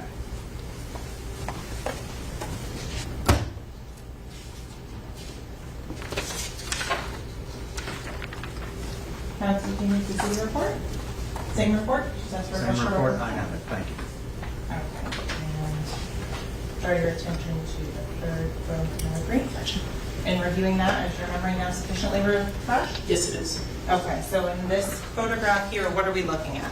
Glass fragments. And could you kind of circle it on the screen so it's clear to the ladies and gentlemen of the jury what we're... Those look different than the last glass fragments Yes, they we are. were looking at. How are they different so it's clear on the record? It appears to be a tint or a darker color. Moving on to photo markers, and so for this is the establishing shot for which 4 photo markers? 4, 5, 6, and 7. Okay. Going to the close-up of photo marker number 4. What was the important item of evidence in this photo? Spent casing. Okay. There's a scale on each photo marker. Why is that? So we're able to document the size of the specific item on the picture or that we're photographing. And are all of these items later on collected? Yes, they are. Going on to photo marker number 5. I'm going to start with the item to the left here. What is that? Spent casing. Okay. Moving over to the right of photo marker number 5. What is that? Spent casing.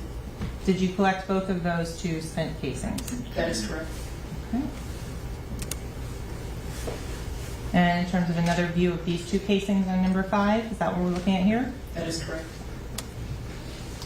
Moving on to photo marker number 6. What?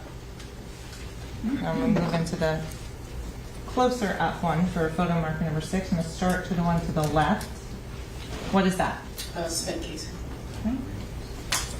Is that the same one that was next to photo marker number 5? Not to my knowledge. And to the right of photo marker number 6? It's another spent casing. Going on to photo marker number 7. What are we looking at in photo marker number 7? Spent casing. Were all of these spent casings of the same caliber when you collected them? Yes, they were. Okay. Again, last photo here of number 7. Spent casing. Moving on to the north side of the street on 8, 9, and 10. What did you collect at photo marker number 8? Glass fragments. Is that a view of those glass fragments? Yes, it is. Moving on to photo marker number 9. What did you collect at this location? Glass fragments. Moving on to photo marker number 10. What did you collect at this location? Glass fragments. We're looking here now at the one of the last 2 photos. What is this photo depicting? Measuring or a detective utilizing a measurement device. And what is that measurement device? It measures distance. It's a yardstick or meter stick.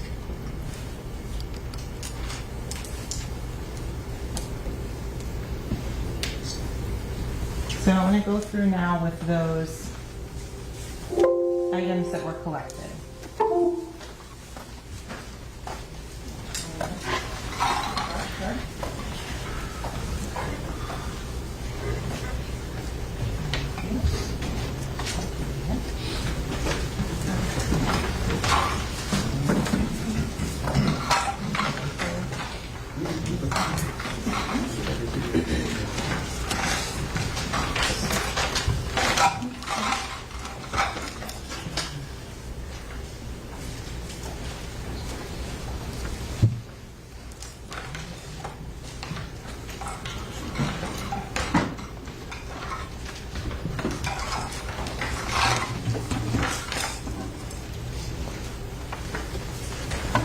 Council has been marked as States W.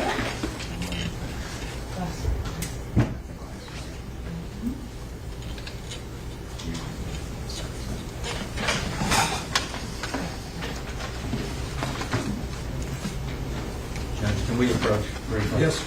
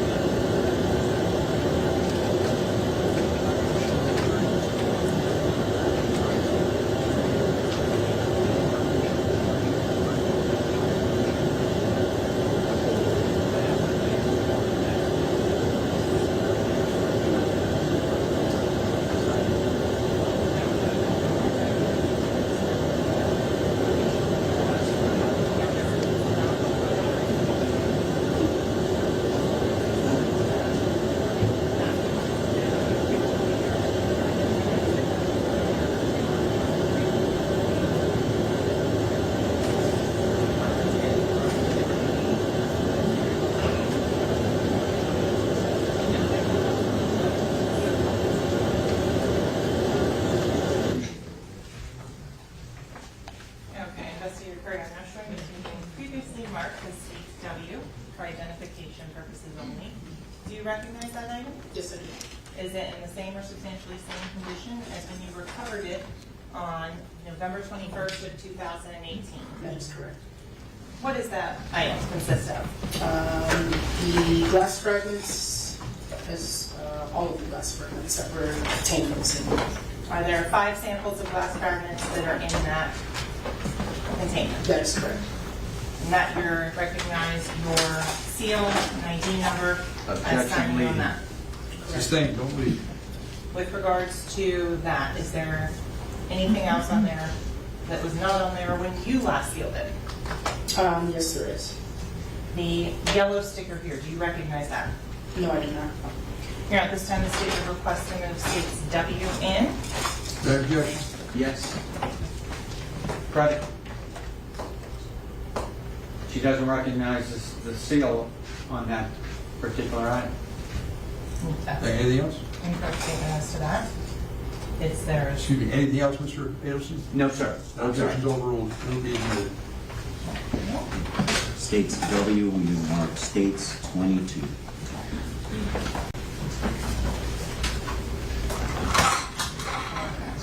Moving on to what's been marked as states X for identification purposes. Showing council.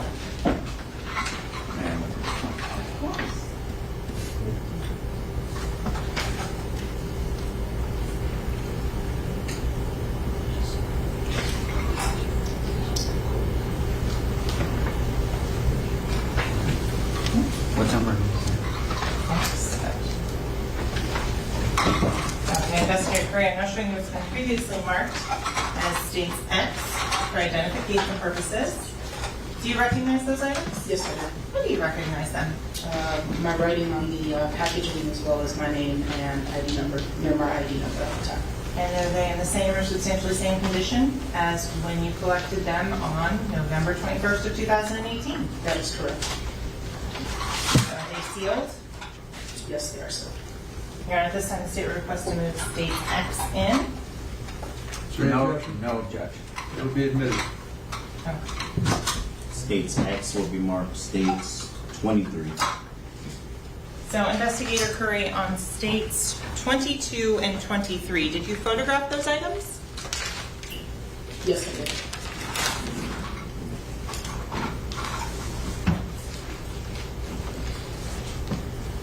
So I'm showing council what's been previously marked and reviewed as states composite Y, a USB, and 9 pages of photographs. Just like the same representation. Of course. Investigator Curry, I'm showing you now what's been previously marked as states composite Y for identification purposes only.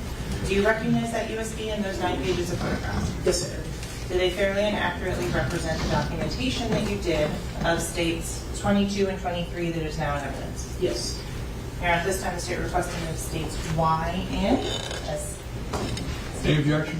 No objection with the same proviso. The USB is the same as the photographs. And that's the Correct. representation? yes or no? Thank you. It'll be admitted. Okay. States Y will be marked states 24. Suppose 1 USB composite of 9 photos.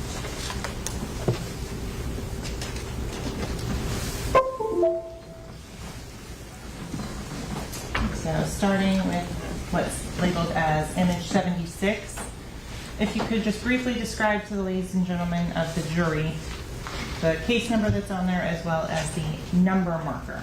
Yes. So the case number identifies, it's in reference to the same case that these items were collected.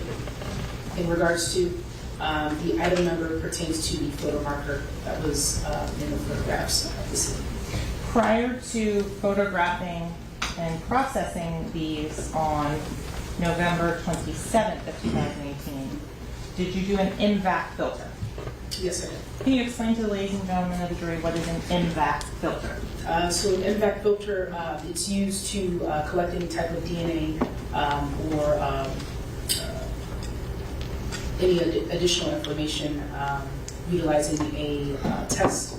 The MVAC, the MVAC system itself uses a filtered item. So any type of DNA that is collected off of the item that's being tested is filtered and put onto a filter that is then tested and sent off to a lab. And so, Investigator Curry, do you have training and experience on when it is appropriate to try and collect DNA from items? That is correct.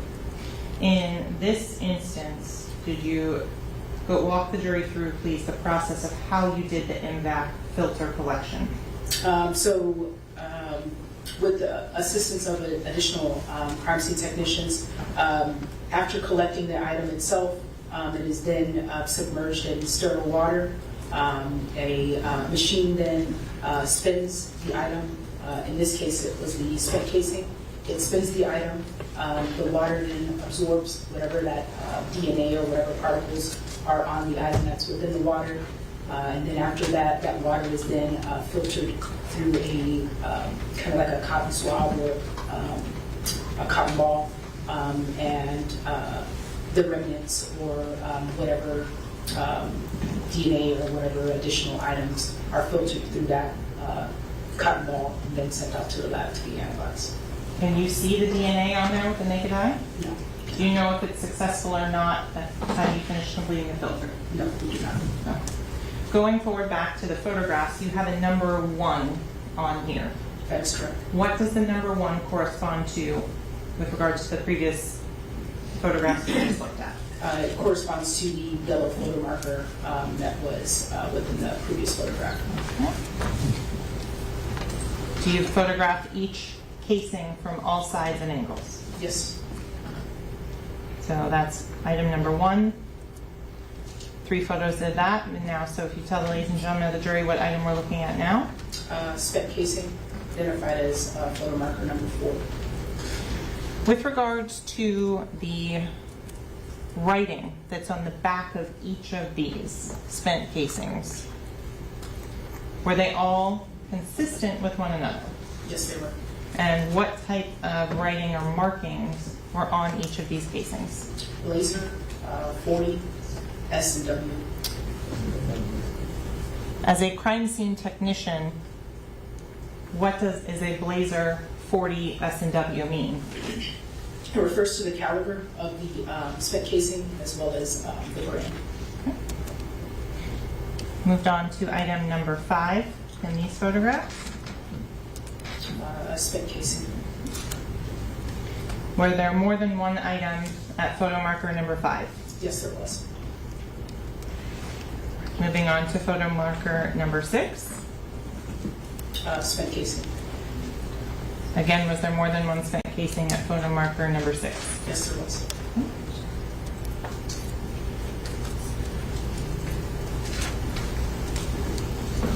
Moving on to photo marker number 7. What are you documenting in these photos? Spec casing. Moving on to photo marker number 2. What are you documenting in these photos? Glass fragments. Photo marker number 3. Glass fragments. Photo marker number 8. Now we're back on the north side of the road. Is my recollection correct on that? That is correct. Okay. Again, photo marker number 8. Glass fragments. Photo marker number 9. Glass fragments. And photo marker number 10. Glass fragments. So going forward, after you photographed these, I want to go to your investigation when you were in Margate, Florida, with regards to this case very briefly. Did you assist with a search warrant in Margate, Florida? Yes, I did. Did you collect any evidence there? Yes, I did. Were any firearms collected? No. With regards to that specific location in Margate, do you remember where it was? Yes. And where was that? Don't remember the specific address, but it was near university. Looking at is there anything that would refresh your recollection as to this specific address? Referring to my report. Yes. And counsel, do you need to? No, I haven't, thank you. Okay. And so just read the first paragraph silently to yourself and let me know when your memory has been sufficiently refreshed.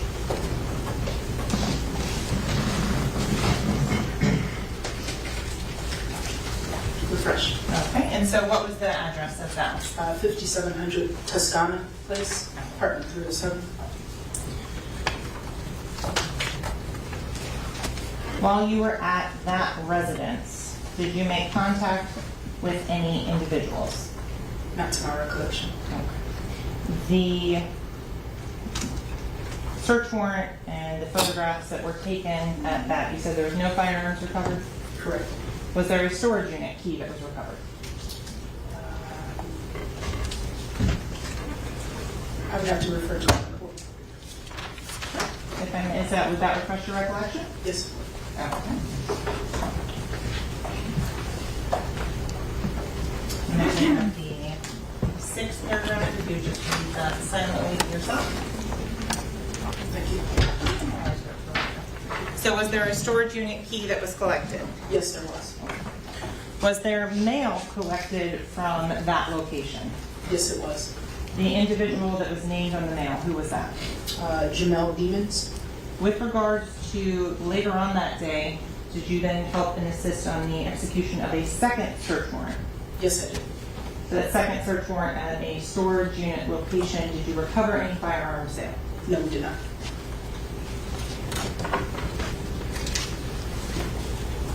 Just a moment to compose those notes.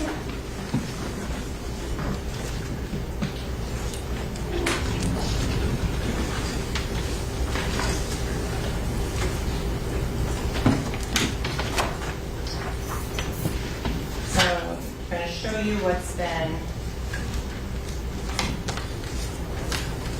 show council.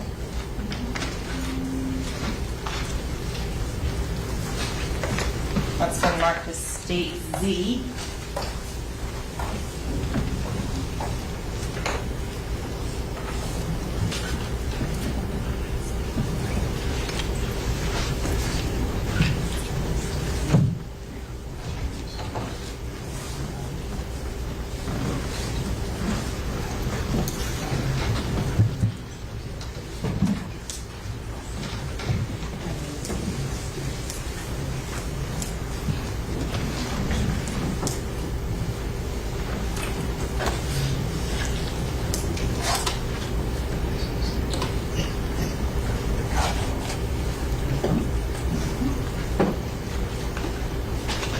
So I'm showing you what's been previously shown to defense counsel as state and marked for identification as state's composite Z. Do you recognize those items? Yes, I do. How do you recognize those items? With my handwriting on there, as well as my initials, date, and my Miramar Police Department number on the seal. And are they the same or substantially same condition as when you collected them on the October of 2018? Correct. Here at this time, the state would request to move states Z in a composite of 3 items. Is there any objection? No. It'll be admitted. States. Positive 3. What's the number? State Z is positive 3 items, and it will be marked states 25. Thank you. I'm sorry, 25, you said? 25.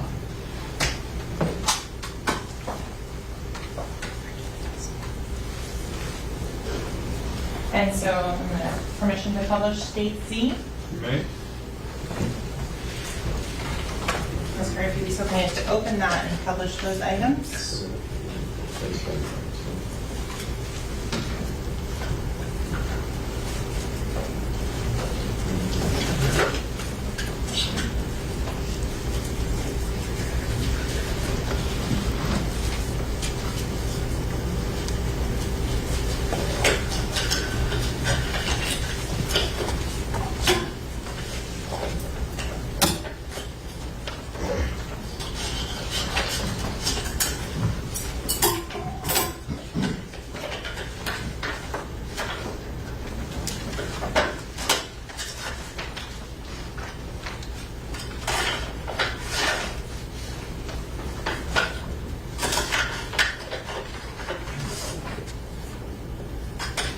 And could you please tell the ladies and gentlemen of the jury what the items are? A clear bottle cap, grabber leaf packaging with a black straw inside, and Florida identification card for Anthony Williams. And where were those items found? Found at the hospital, retrieved from the hospital. The items there, they're in the same condition? Yes, they are.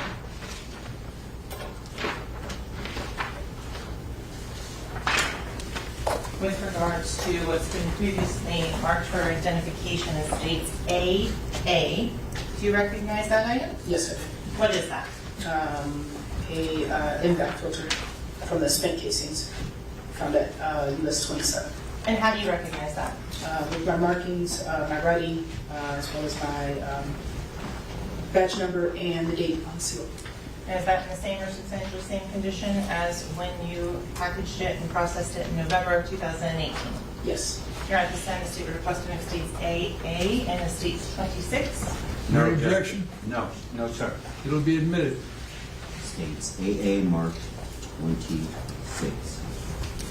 So Investigator Curry, with regards to suspect narcotics, if they are found, are those collected? Yes, they are.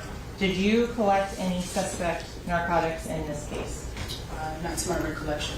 Is there anything that would refresh your recollection as to that? Yes, my report. Okay. If I can approach, I have a copy of the property receipt with me. Sure. Would that help in assisting you? Yes. Okay. Can you explain to ladies and gentlemen of the jury what is a property receipt? Yes. So property receipt identifies any type of evidence or items that are obtained or collected. Is that something you document at the time when you were collecting the items? That is correct. Looking at that property receipt, are you refreshed as to your action if you collected any suspect narcotics? That is correct. Did you collect any suspect narcotics from the person of Christopher Thomas? Yes, I did. And what was that? Cannabis. Okay. And that item, was it packaged? Yes, it was. Do you have the ability to test suspect narcotics at the Miramar Police Department? Yes, we did. In terms of, is it analysis for a chemical certainty or is it a presumptive test? It's a presumptive test. Additional testing for any such information as to what that substance was, what agency does that to your knowledge? It's sent out to the BSO lab.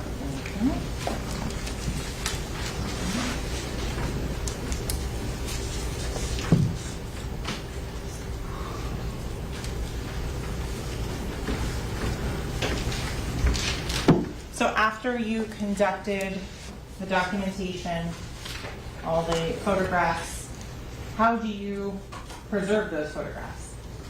They are burned to a disc, whether it's CD or DVD, and stored in our evidence facility.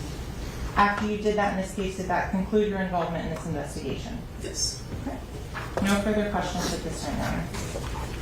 Counsel, can I see sidebar, please? Yes.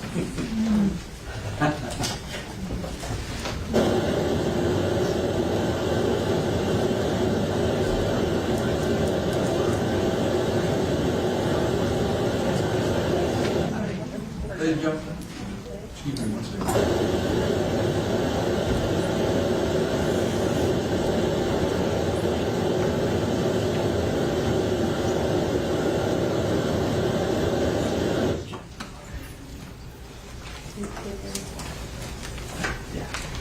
Ladies and gentlemen, thank you.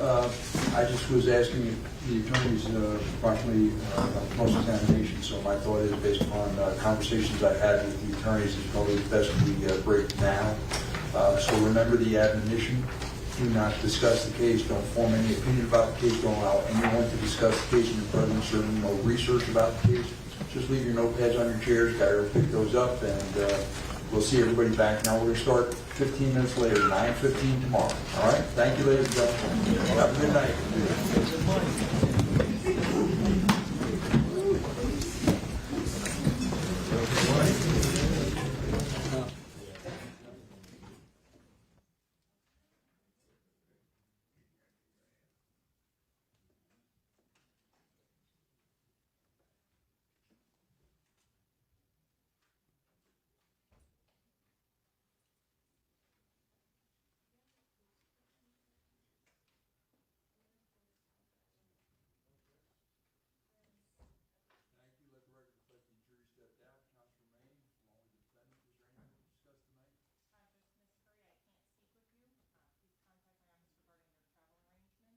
You know who to call in that. If you don't, let me know before you leave so we can have that conversation in front of the defense counsel. Thank you. Anything else to discuss from the state, No, Your Honor. from defense? No, sir. So just to be clear, On this one item of evidence, I know the defense objected to its admission not to the glass fragments, but to the notation on the envelope. You can have a which said, seat. You want? Identified side No. glass. I overruled the objection, but it was based on the understanding that it's provisionally going to be entered. Counsel's not going to show the envelope to the ladies and gentlemen of the jury until, because there's basically, the way I understand the objection, it's an opinion like that this glass came from the side window of the vehicle in question. So that it's not going to be shown to the jury unless it's tied up. If it's not tied up, it's going to be redacted. Of course, Your Honor. We all straight? Yes, sir. Thank you. All right, thank you all, appreciate it. Judge, I have one other request. We cannot get all of our clients' family in the courtroom.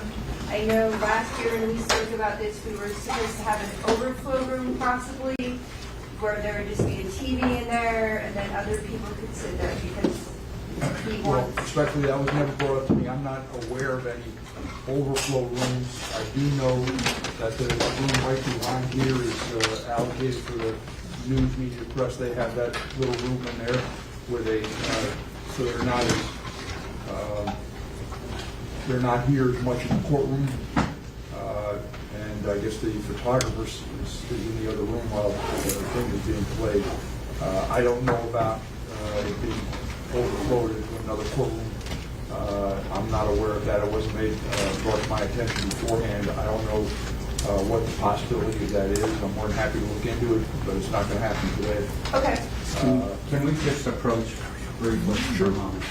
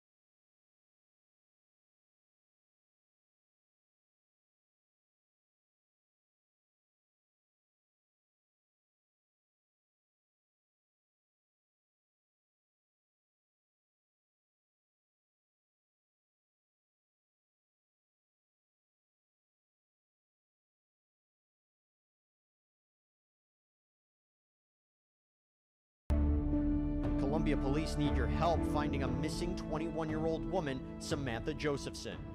They were kind of throwing her a little party for her for getting into law school. She was tired, wanted to go home. She went outside and called her an Uber. He'd circle, he'd wait. It was almost like a shark circling in the water. She willingly got in the vehicle because she thought it was her Uber. Drives off, and that's the last time that we could see her on any kind of video. He has the child locks on, so she cannot open the door, she cannot roll the windows down. They are on and locked. Well, this was more than a missing person, this was an abduction. It was a complete panic. My heart dropped to my stomach. And I just watched that video of her getting in that car easily 100 times prior to going to shift. He is going to be a black and colored. All right, here's the deal, man. I pulled your car over because it matches the suspect. Get your hand in your pocket. What are you, crazy? Get over here. Hey, get over here! I think God had his hand on us that day. There was certainly some divine intervention. I got him. Get on, guys. Get on the ground. Stop moving. Samantha Josephson's footprints were on the window of Nathaniel Rowland's Impala. This was her cry for help. Wildly swinging, wildly stabbing, in whatever rage is going on, and there's not a cut on him? How do you accomplish that with this? Your wife is in a bar, you said she's unresponsive? This is what he's going to tell you. How to get out of that situation. And I grabbed the gun. Trying to find the first place to put a body. No, sir. The only thing they could do was kill him. You want to say anything? We, the jury, and to find the defendant.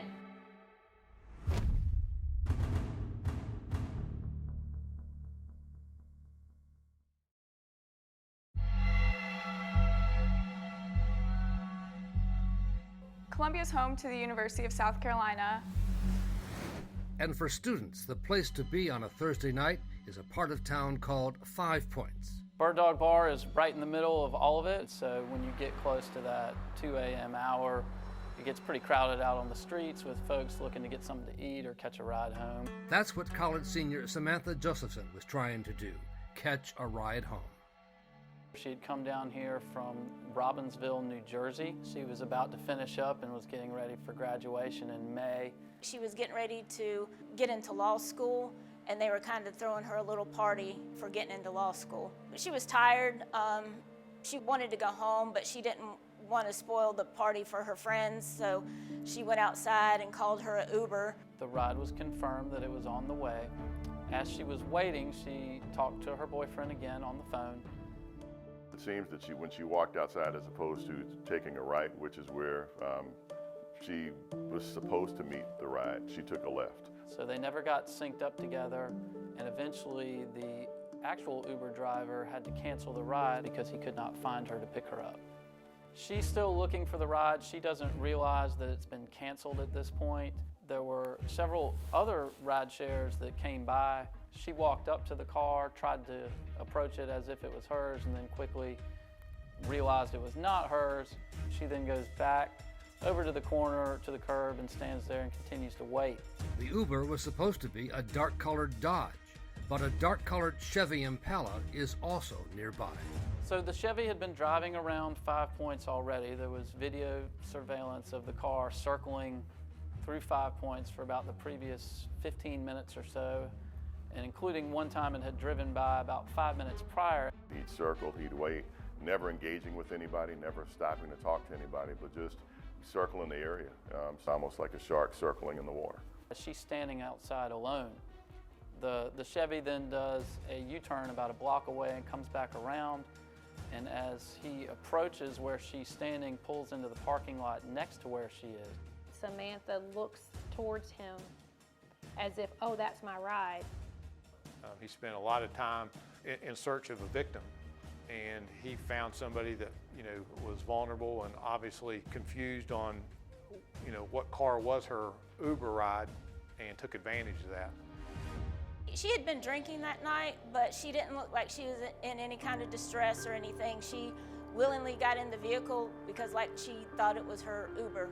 Drives off, and that's the last time that, we could see her on any kind of video. The darkened windows made it impossible to see what was happening inside, but the car was driving off in the wrong direction. So it wouldn't have taken very long for her to recognize he was not driving in the direction of her apartment. He has the child locks on, so she cannot open the door, she cannot roll the windows down. They are on and locked.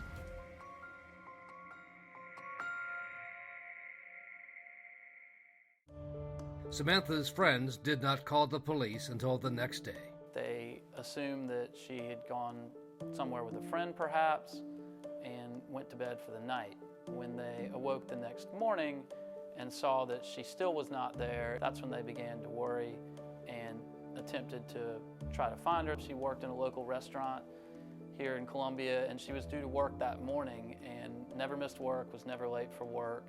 Using a feature on her phone, Samantha's friends tracked where she had gone. And at some point in time, her phone just stopped tracking. Then the friends went back to the Bird Dog restaurant and got the surveillance video. Now it was time to call the police. So it was like 10 hours after she'd been missing. Well, this was more than a missing person. This was an abduction. Samantha would call us or text us every day, and she hadn't done so that day. I actually put out what we call a BOLO, be on the lookout. We couldn't get a license plate. All we could get was that it was a black Impala. That was pretty much all we could get from the video. Couldn't pinpoint the car owner at that point, but we could say it was a late model Chevy Impala, and we're able to at least narrow the search down a little bit from there. Time was of the essence to find Samantha as new clues came in, videos of the possible suspect. He attempted to use her debit card or a credit card multiple times at different banks, 2 times at a Wells Fargo that was in Sumter, South Carolina at an ATM, and 9 times actually at another location about 45 miles from that was actually in the Columbia area. And then the staff at a Wendy's drive-thru reported they may have seen the suspect in his car, a white sheet covering the headrest and part of the back seat. But there was no sign of Samantha Josephson. So it was a complete panic. My heart dropped to my stomach. For whatever reason, I knew that I had to get down there. Samantha's parents, Marcy and Seymour Josephson, headed to South Carolina from their home in New Jersey. And I would say about maybe 4 hours into the ride, 5 hours into the ride, Officer Odom called me from the Columbia Police Department, and for the second time asked me, what's my ETA? And I hung up the phone, and I just said, this is not good. I said, this is going to end really bad. There had been an ominous report an hour and a half away from Columbia from the sheriff in the Clarendon County town of New Zion. It is in the middle of nowhere. 2 hunters had been in the area, were looking for turkey, and just came upon her body. She was covered in her own blood on her face, her arms, her legs, her feet. There were numerous wounds all over her body. They called up to our department and requested a picture of her, which came off the video that she was last seen in, so she had all the same clothes that she was found in. And when we got to the police department, they brought us into a conference room. They really couldn't identify her because of everything that had happened, how bad she was. And they said that we're very confident that this is your daughter. And then the parents had to tell their other daughter, Sydney, still back in New Jersey. And that was the hardest call I ever had to make, was telling Sydney that her younger sister was dead. You know, it broke our heart. But to hear her drop to the ground screaming and not being there for her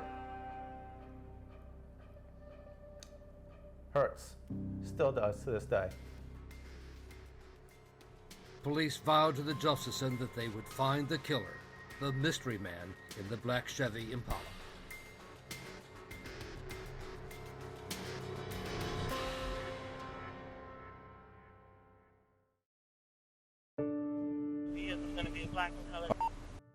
there was immediate fear throughout the community and that we had a predator on the loose. We literally were looking for a black Impala citywide. We had every officer that was available looking for that car, and you know, we had our foot on the accelerator and we didn't take it off till we were able to make an arrest. That's something that doesn't really happen in our city. And I just watched that video of her getting that car easily 100 times prior to going to shift. I wanted that car. When Columbia police officer Jeffrey Kraft began his shift, he decided to patrol around the same 5 Points area where Samantha Josephson had disappeared. And I just circulated that area for hours and hours and hours looking for that car matching that description. And I happened to find it within a couple blocks away from where the incident took place.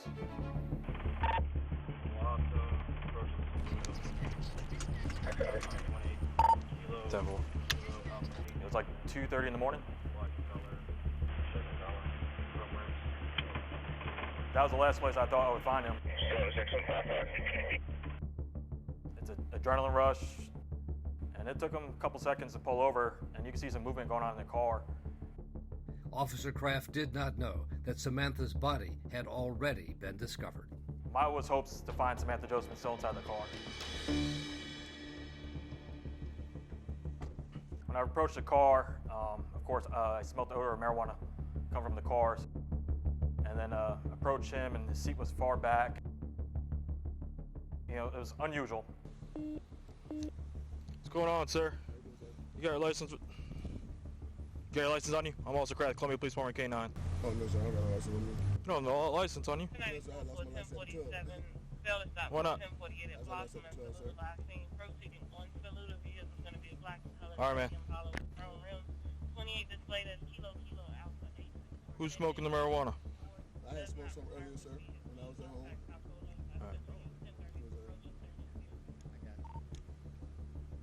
All right, man, you have to step on out, man. All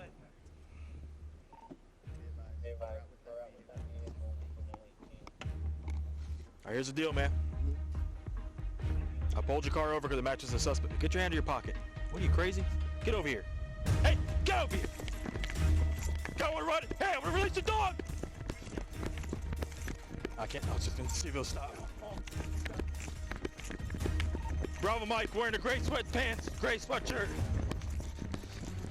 Wakama, doors blocked, 500 block. Nunez, keep going, he's gonna be on your left. He outran me, he was fast. 10-4, I'm gonna go back to the car. And rule of thumb, you really shouldn't leave the car, especially, you know, my thought is, hey, that's where there's evidence inside the car. And there was a female passenger in the front seat who should know the identity of the driver who ran away. What's his name? Nate. Nate, the first clue to the suspect's identity.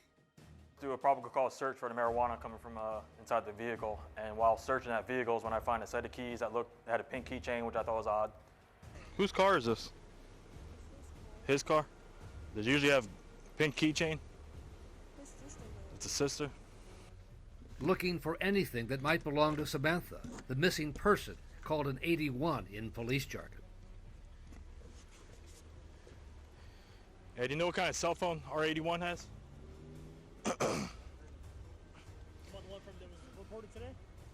I haven't heard anything about it. That's why I stopped it, because it matches the description. Okay. I'm finding the girl's cell phone and the girl's keys in the driver's seat. Yeah, the wheels match.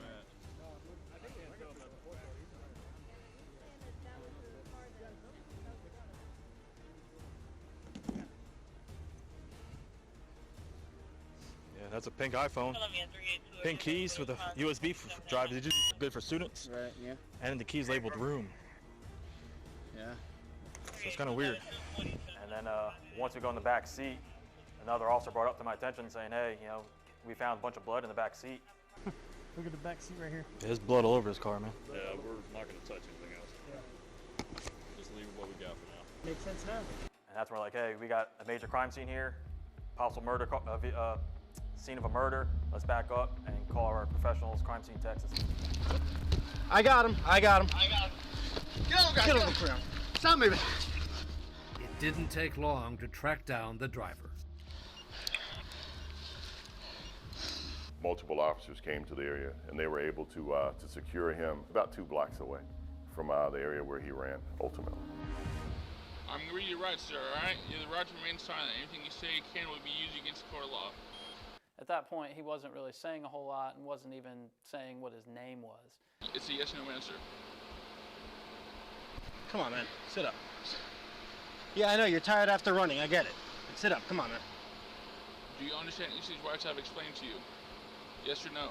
He claimed he had the flu, so the officers called EMTs to check him out and then take him in for questioning, soon identified as Nathaniel Rowland, 24 years old.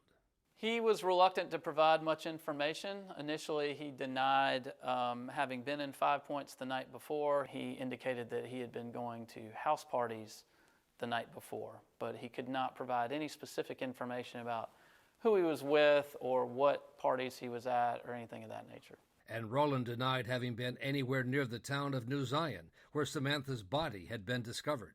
Investigators later found out that his parents actually still live, and his family still lives in the New Zion area. So New Zion is not a big town. It's a small place. It's not some place that you go to unless you're trying to get there. And as you start putting the pieces of the puzzle together, that was one of those pieces that was a major piece that just, the place where she's found just happens to be a little, just, a mile as the crow flies from his family home. But investigators were scratching their heads over why Rowland, if he was indeed the killer, would have driven right back into the 5 Points area where police were looking for a black Chevy Impala. Well, that's a great question for a psychiatrist, I guess. For us, better to be lucky than good sometimes. And it's a good thing for us that criminals often make bad decisions, poor decisions. Don't know what was, going through his mind. I think God had his hand on us that day. There was certainly some divine intervention. But prosecutors knew it was going to take more than divine intervention to build a case against Nathaniel Rowland that would stand up in court.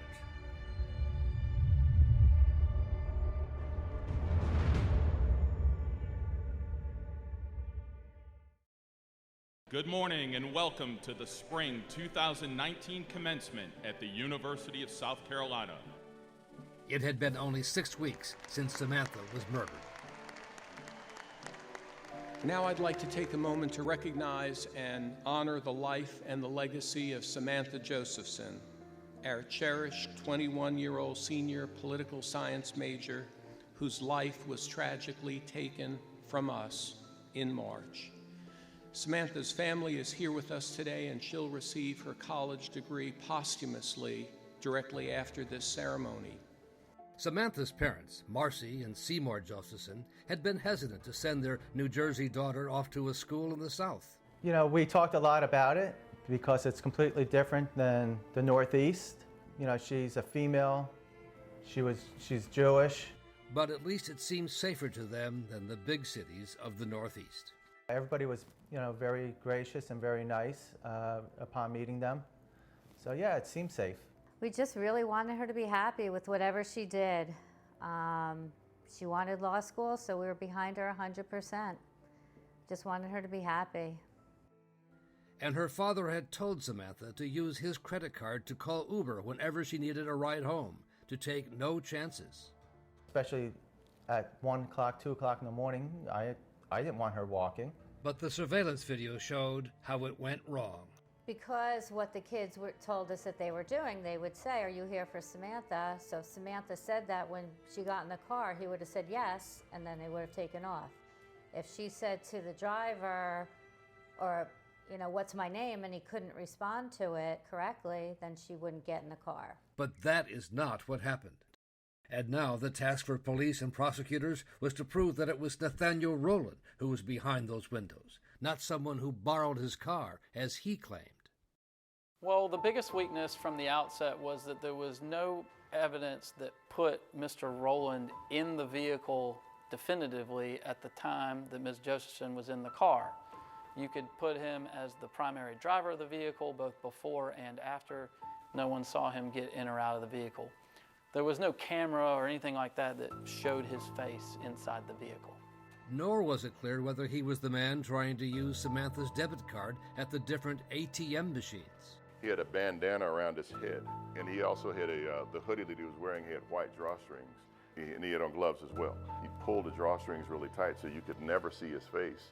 And the autopsy on Samantha found she had not been sexually assaulted, so no semen to test for DNA, and no DNA that belonged to Nathaniel Rowland anywhere else on her body, including under the fingernails. He had on multiple layers of clothing, and you're not going to have skin under your fingernails if somebody's clothed. So the key was going to be what the state police forensics team could find inside the black Chevy Impala. A footprint on the inside of one of the backseat windows, evidence of Samantha's struggles to get free. They processed it for all manner of forensic evidence, fingerprints, DNA, hair, all those sorts of things, any paperwork that's found in the car. Including an eviction notice written by a female friend of Rowland's. And ultimately that led investigators to a residence where Mr. Rowland had been spending time with a lady friend of his at the time. Her name was Maria Howard, and she had met up with Rowland the morning after Samantha disappeared. As she's actually driving his car now and he's in the passenger seat, he begins trying to clean the car. He has rubber gloves that he puts on, he's wiping down part of the console, and she sees him grab this knife, or multi-tool as it has been referred to throughout the case, this double-bladed knife that has what appears to be blood on it. He's cleaning that off, and that really raised some suspicions for her. She asked him repeatedly about all of this, and he just told her to mind her own business repeatedly and wouldn't tell her anything else about what occurred. Then they searched her home, looking for physical evidence to corroborate her story. And it was in the garbage outside, and where they located a number of valuable items of evidence, to include the knife wrapped up in plastic grocery bags. There was wipes that had been used, paper towels, clothes of his, the clothes that she had seen him wearing for the last couple of days, covered in blood. And this black leather jacket. If you look on the black jacket, there are striations that look like nails being dragged down the jacket. And so that would be she scratched the jacket in trying to scratch him. They find a ton of the evidence, and all of this is in her trash. None of it's like laying around her house, really. It's all either hidden or in the trash. And so they're able to collect all of that. When they look in his car and they see that eviction letter, if they'd have just ignored it, the trash people would have picked up the trash and all that evidence would have been gone. And Maria Howard's account also helped to explain the surveillance video from Wendy's, a white sheet visible over the headrest. And this is extremely important because you can see Nathaniel Rowland in the driver's seat at the Wendy's drive-thru the morning to afternoon after this happened. And this is crucial because it corroborates what Maria said, that she got into the car and she noticed that there was a sheet draped over the back seat. And that was to cover up essentially the evidence, the blood that came from Samantha Josephson. So the prosecution knew, as it prepared for trial, that much would depend on Maria Howard's decision to turn on and turn against her friend, Nathaniel Rowland. It was very tough. She didn't want any part of this. She had nothing to do with what happened to Samantha. I mean, she was afraid for her life and her child's life.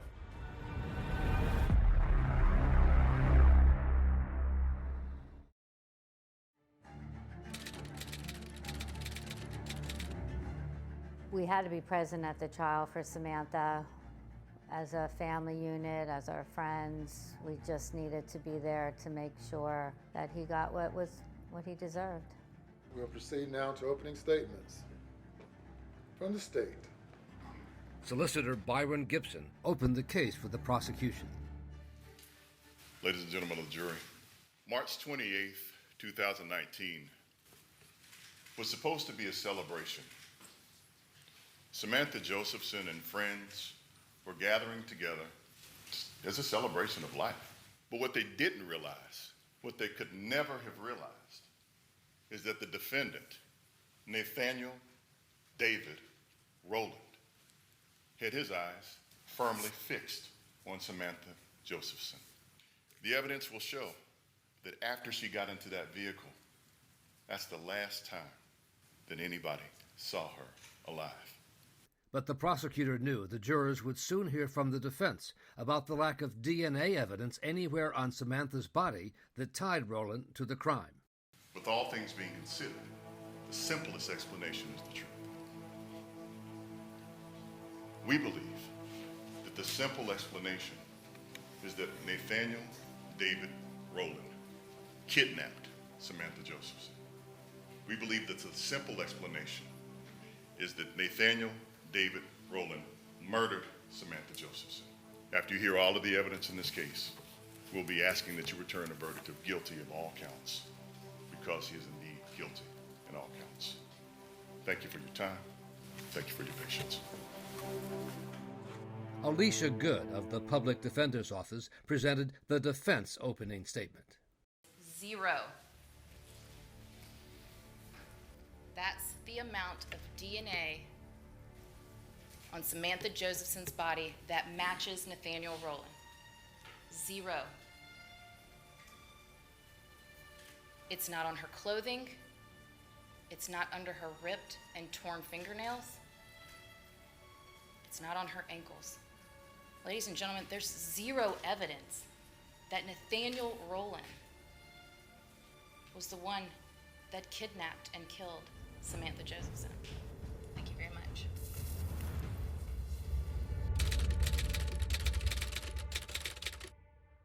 State would now call Maria Howard. Please have a seat. State recording the witness.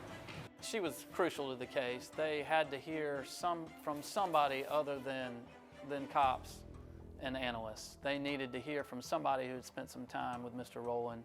Rowland's girlfriend described how she first wondered what happened to the visor she needed for her work that was missing from the Chevy Impala. Did you ask him about that? Yes, ma'am. And what did he tell you? That it was in the country. And what did you say to that? Why would it be in the country?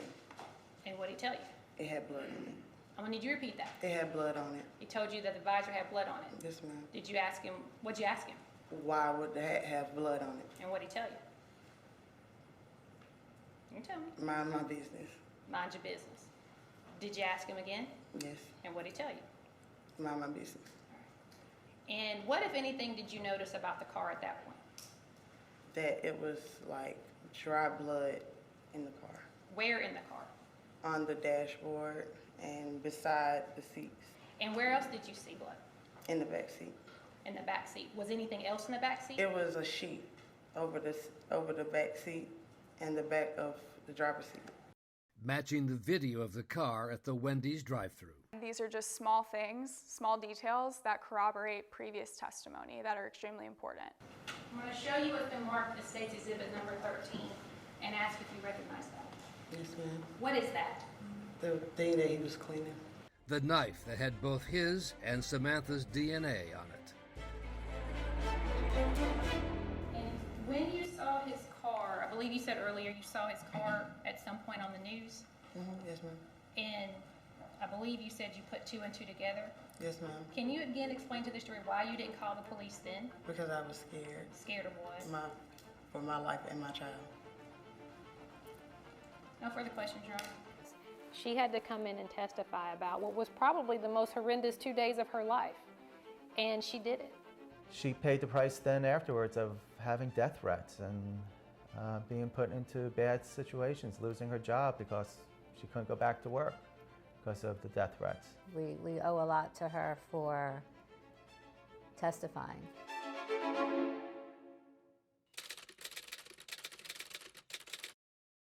The prosecution had played long stretches of the surveillance video showing the black Chevy Impala that night, but it was impossible to see who the driver was. They called Oshamer Williams. He swear or affirm the testimony presented in this case with the truth, the whole truth, and nothing but the truth to help you God. But now detectives had turned up a witness, Oshamer Williams, who ran a cell phone repair shop, and his store's cameras showed a man who had tried to sell Samantha's cell phone the morning after she disappeared. Do you see the person who tried to sell you the phone in the courtroom? Yes, ma'am. Where is he? Yeah, right now. What does he have on? The blue shirt, tie. Please let the record reflect that he has identified the defendant, Your Honor. He does. Thank you, Your Honor. No further questions. You, sir, may step down. The final days of the trial focused on the physical evidence. This is State's Exhibit 186, the bra. There were times where I had to put my head down because I didn't want to see certain things that they were showing. The front of the shirt. We had in our mind what had happened, but it was a lot worse. Yeah. Going through the trial was very difficult, definitely. So this is the left shoe. This strap is still intact. However, it was not attached to the front of her left foot. Made it 110% worse because of all the information and how brutal it was. But on cross-examination, the crime scene investigator was asked about the photos she took of Roland after his arrest. Was there any evidence he had been involved in a violent struggle? You don't see anything on him, right? In what terms? On his face, as far as scratches? As far as scratches, no, I do not. You don't see any marks? I do not see any marks on his Cuts? face. I do not see cuts on his face. Same thing with the arms? Same thing. Both sides? Correct. And his hands? Both Yeah. sides? Correct. Thank you very much. The defense had made its most important point, and Nathaniel Rowland's lawyers decided they did not need to call any of their own witnesses, did not need to put on their own case.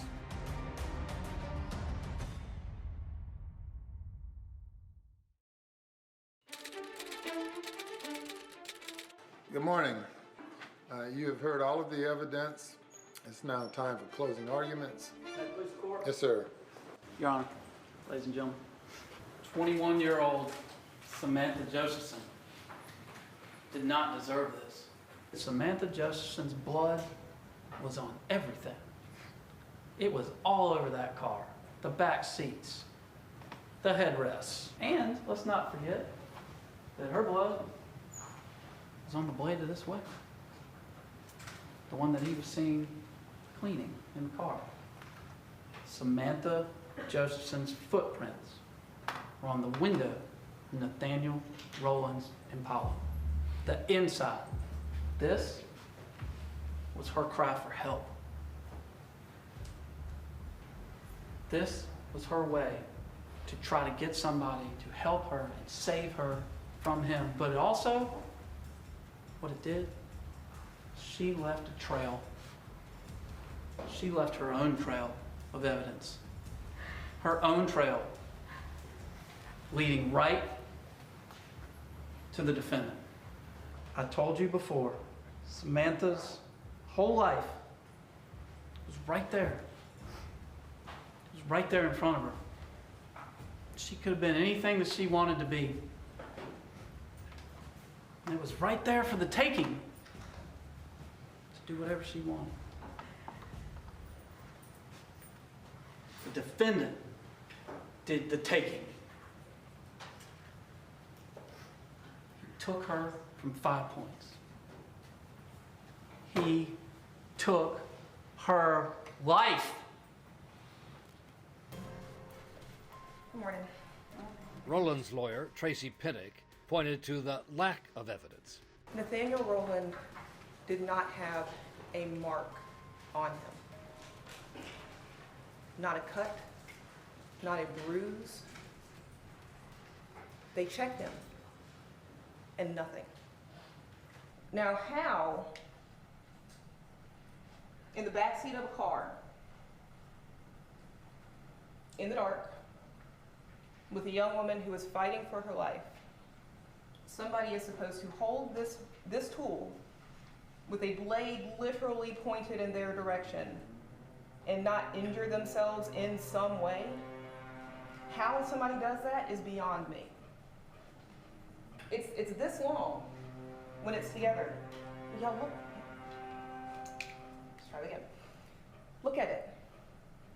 Wildly swinging, wildly stabbing, in whatever rage is going on, and there's not a cut on him? How do you accomplish that? With this. She put up a fight, and Nathaniel Rowland had not a mark on him. That is what we know. They've created a narrative, and he's the villain in their narrative. Because for them, he is the easy answer. He is the simple answer. In this case, it's the wrong answer. It is the wrong answer. The state has not proven that Nathaniel Rowland kidnapped Samantha Josephson. They have not proven that he has killed her, and they have not proven that he had a weapon during those crimes. What they prove is that he tried to sell her cell phone. He's not on trial for that. They have failed at meeting their burden. I ask that you find him not guilty. Thank you. The jury came back after 1 hour and 7 minutes. Have you reached a verdict? Yes, sir, we have. Is it unanimous? Yes, sir, it is. Okay, if you will pass it up, please, and you may be seated. Madam Clerk, you may publish the verdicts. The State of South Carolina versus Nathaniel David Rowland. It's an indictment for murder. We, the jury, find the defendant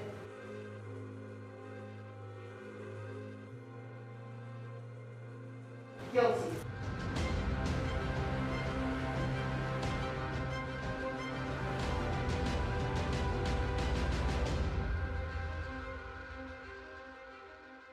The court moved immediately to the sentencing phase, and Samantha's parents and her older sister Sydney finally had the opportunity to voice their anguish. Nothing will replace her. Nothing I can say will bring her back. And nothing that I can say I know will ease my family's pain and heartache. No time to say goodbye.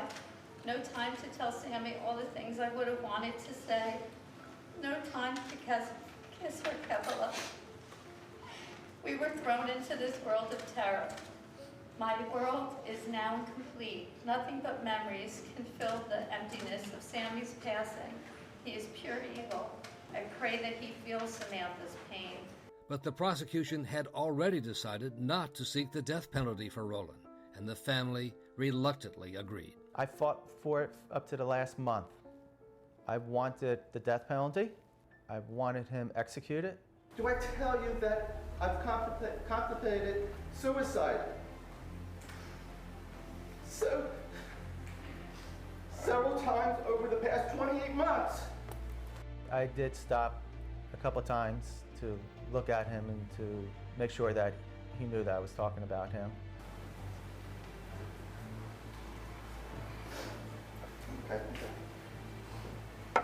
He, the monster, has stolen this bright light, this enthusiasm of life out of me. In the end, you have taken my baby away. Judge, I only wish we could inflict the same or more pain he inflicted upon Sammy. Please, I beg you, please, give him life and never see the light. The defense called Rowland's mother, Loretta, to speak for him. Thank you, Your Honor.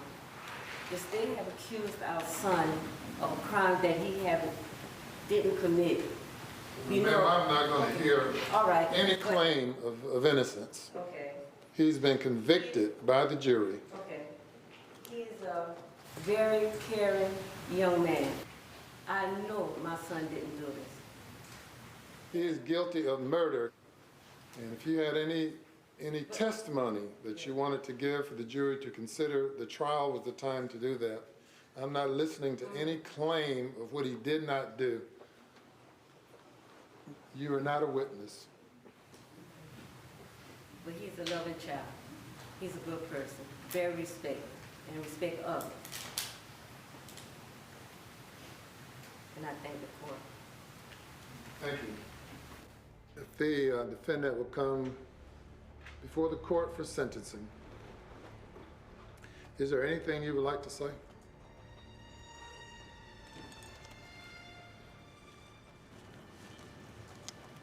Your Honor, I know I'm innocent. But I guess what I know and what I think really doesn't matter.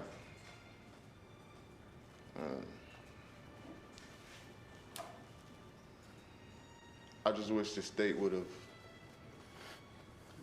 done more in finding out who the actual person was, instead of being satisfied with with detaining me and proving my guilt.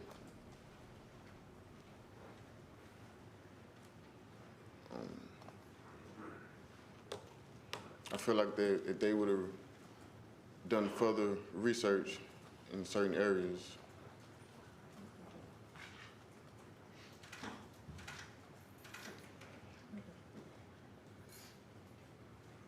that's all y'all. I have dealt with the heartless, and you fall into that category. A person without any remorse whatsoever. And for whomever asked me for leniency, yeah, that's not part of my DNA. The sentence in this case is easy, though painful it may be. The sentence of the court for murder is that you be committed to the State Department of Corrections for life. So thanks to all. If you remove Mr. Rowley from the courtroom.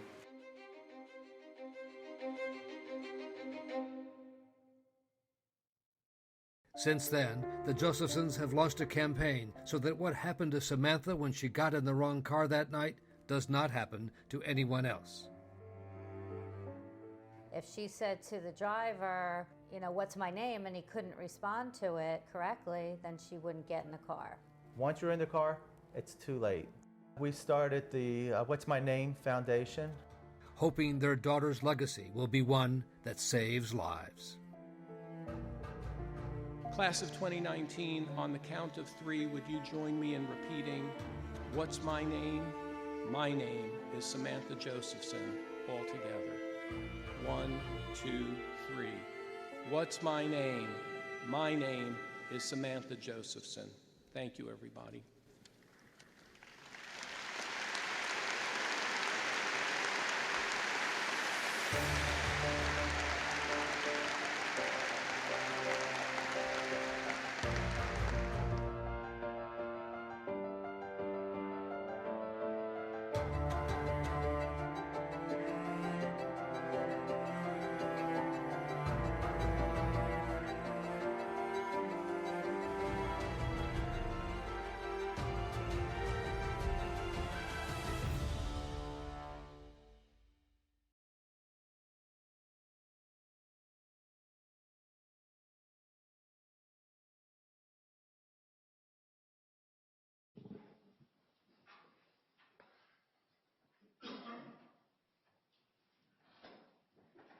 May I inquire? Mr. Calhoun, will you please introduce yourself to the jury? My name is Bradley Wayne Calhoun. Will you tell the jury how you're currently employed? I'm a shift lead with Walgreens. Before working at Walgreens, did you work at the Dollar General? Yes, ma'am. In what capacity? I was the assistant store manager. And what Dollar General were you working at as the assistant manager? The one at Edgewood. I'm sorry? Edgewood. Were you working there on June 21st of 2013? Yes, ma'am. And will you describe for the jury what your job entailed at the Dollar General? Basic store functions, counting down money, customer service, stocking. Did you also sometimes work behind the counter as a cashier? Yes, ma'am. Are you familiar with the case of the state of Florida versus Donald Smith? Yes, ma'am. Let me direct your attention to June 21st of 2013. Did you, on that day, were you working at the Dollar General? Yes, ma'am. And did you have contact with a woman that day who later became known to you as Rain Periwinkle? Yes, ma'am. Will you describe for the jury your contact with Miss Periwinkle? She was a frequent customer, so we were on like friendly basis, but that's it. Did you recognize her as a customer? Yes, ma'am. And on June 21st, did she come to the Dollar General on Edgewood Avenue? Yes, ma'am. Do you remember approximately what time? No, sorry. Do you remember if anybody was with her? Her children. How many? 3, I believe. Were those little girls, little boys? Little girls. I'm sorry? Little girls. And had you seen them with their mother before at the Dollar General as well? Yes, ma'am. Did you also on that day have contact with a man who later became known to you as Donald Smith. Yes, ma'am. Do you see Donald Smith in court today? Yes, ma'am. Will you please point him out and describe an article of clothing he is wearing? Light blue shirt. And he is seated where? To the left of me, to the left of you. Thank you. Your Honor, may the record reflect that the witness has properly identified the defendant, Donald Smith. The record will so reflect he's pointed in his direction. Mr. Calhoun, will you describe your interaction with the defendant that day? He came in, walked around the store. He came up to the front after a few minutes, asked me if we had any adult magazines. That was about it until Miss Periwinkle came up to the front. She was checking out. There was some articles she left behind because she couldn't afford them at the time. And then he came up and inquired about that. Okay, so let me walk back a little bit. First of all, does the Dollar General did it sell adult magazines? No, ma'am. And did you tell him that? Yes, ma'am. You mentioned that Rain Periwinkle brought some articles of clothing up to the cashier's desk but left them behind because she couldn't afford them. Yes, ma'am. Tell us about your interaction with her. We were doing some price checks. There was clearance markdown items, and we were checking prices. And what were the articles of clothing? I believe it was some summer wear, little dresses, stuff like that. Okay. After you did the price check for Miss Periwinkle, what did she do with the clothes? She left them at the counter. And then what was your next interaction with the defendant? He came up, asked if she wasn't able to afford them, and then he asked if it would be too forward or to ask if he could help with pay for them.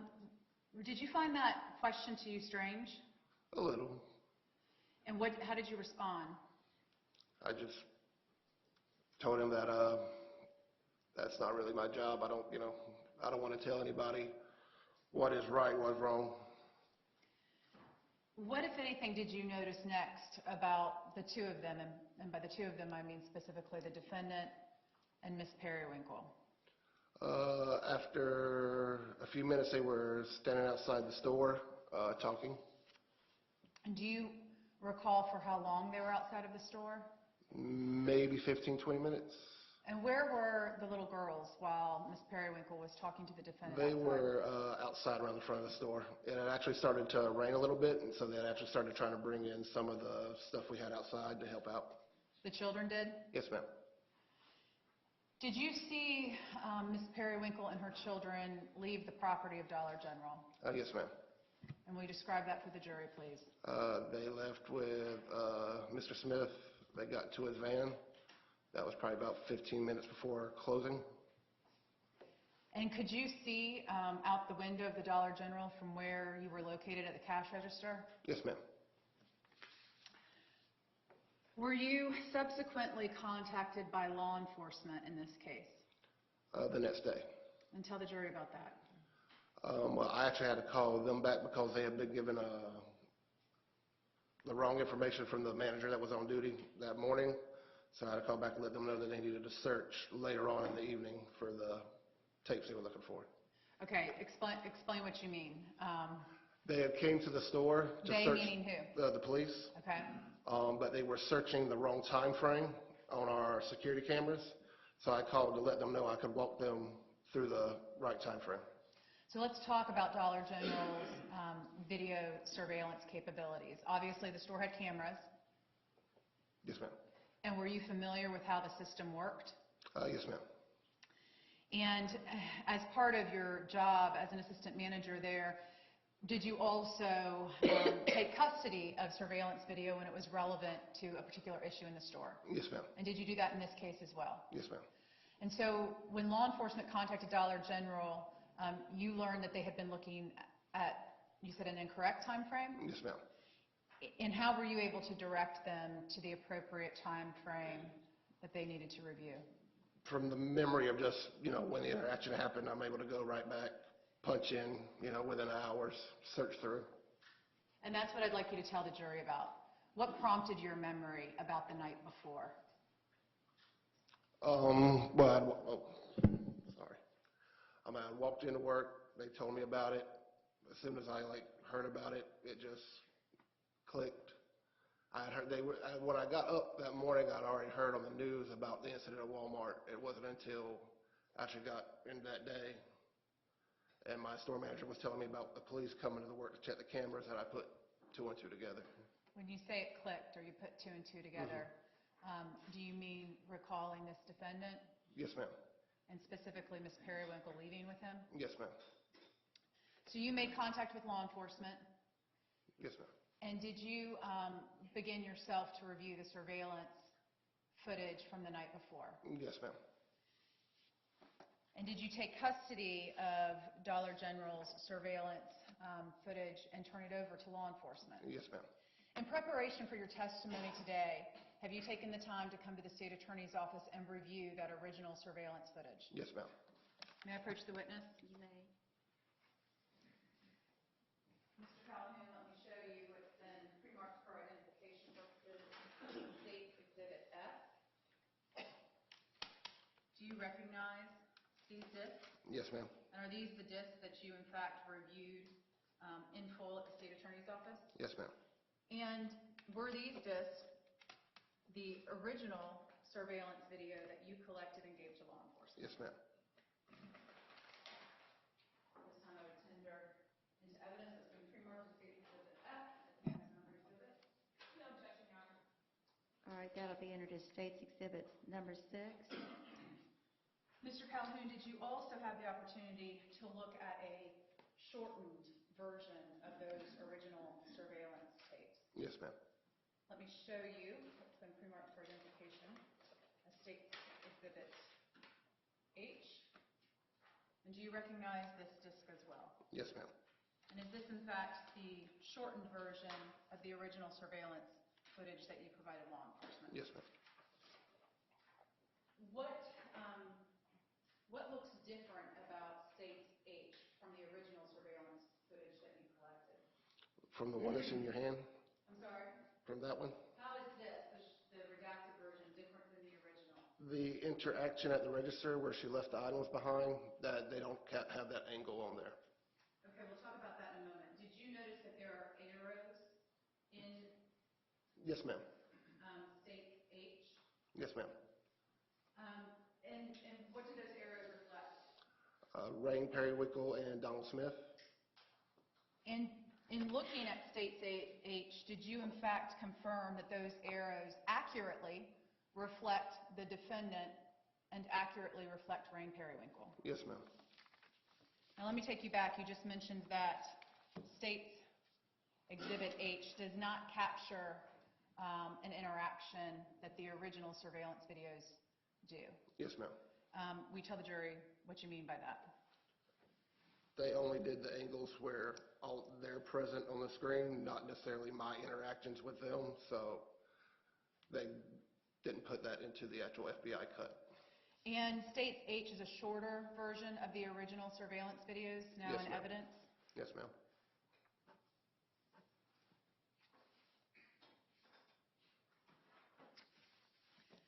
And last question, State H, is it in fact a true and accurate reflection, just shortened, of the original video surveillance that you collected and gave to law enforcement? Yes, ma'am.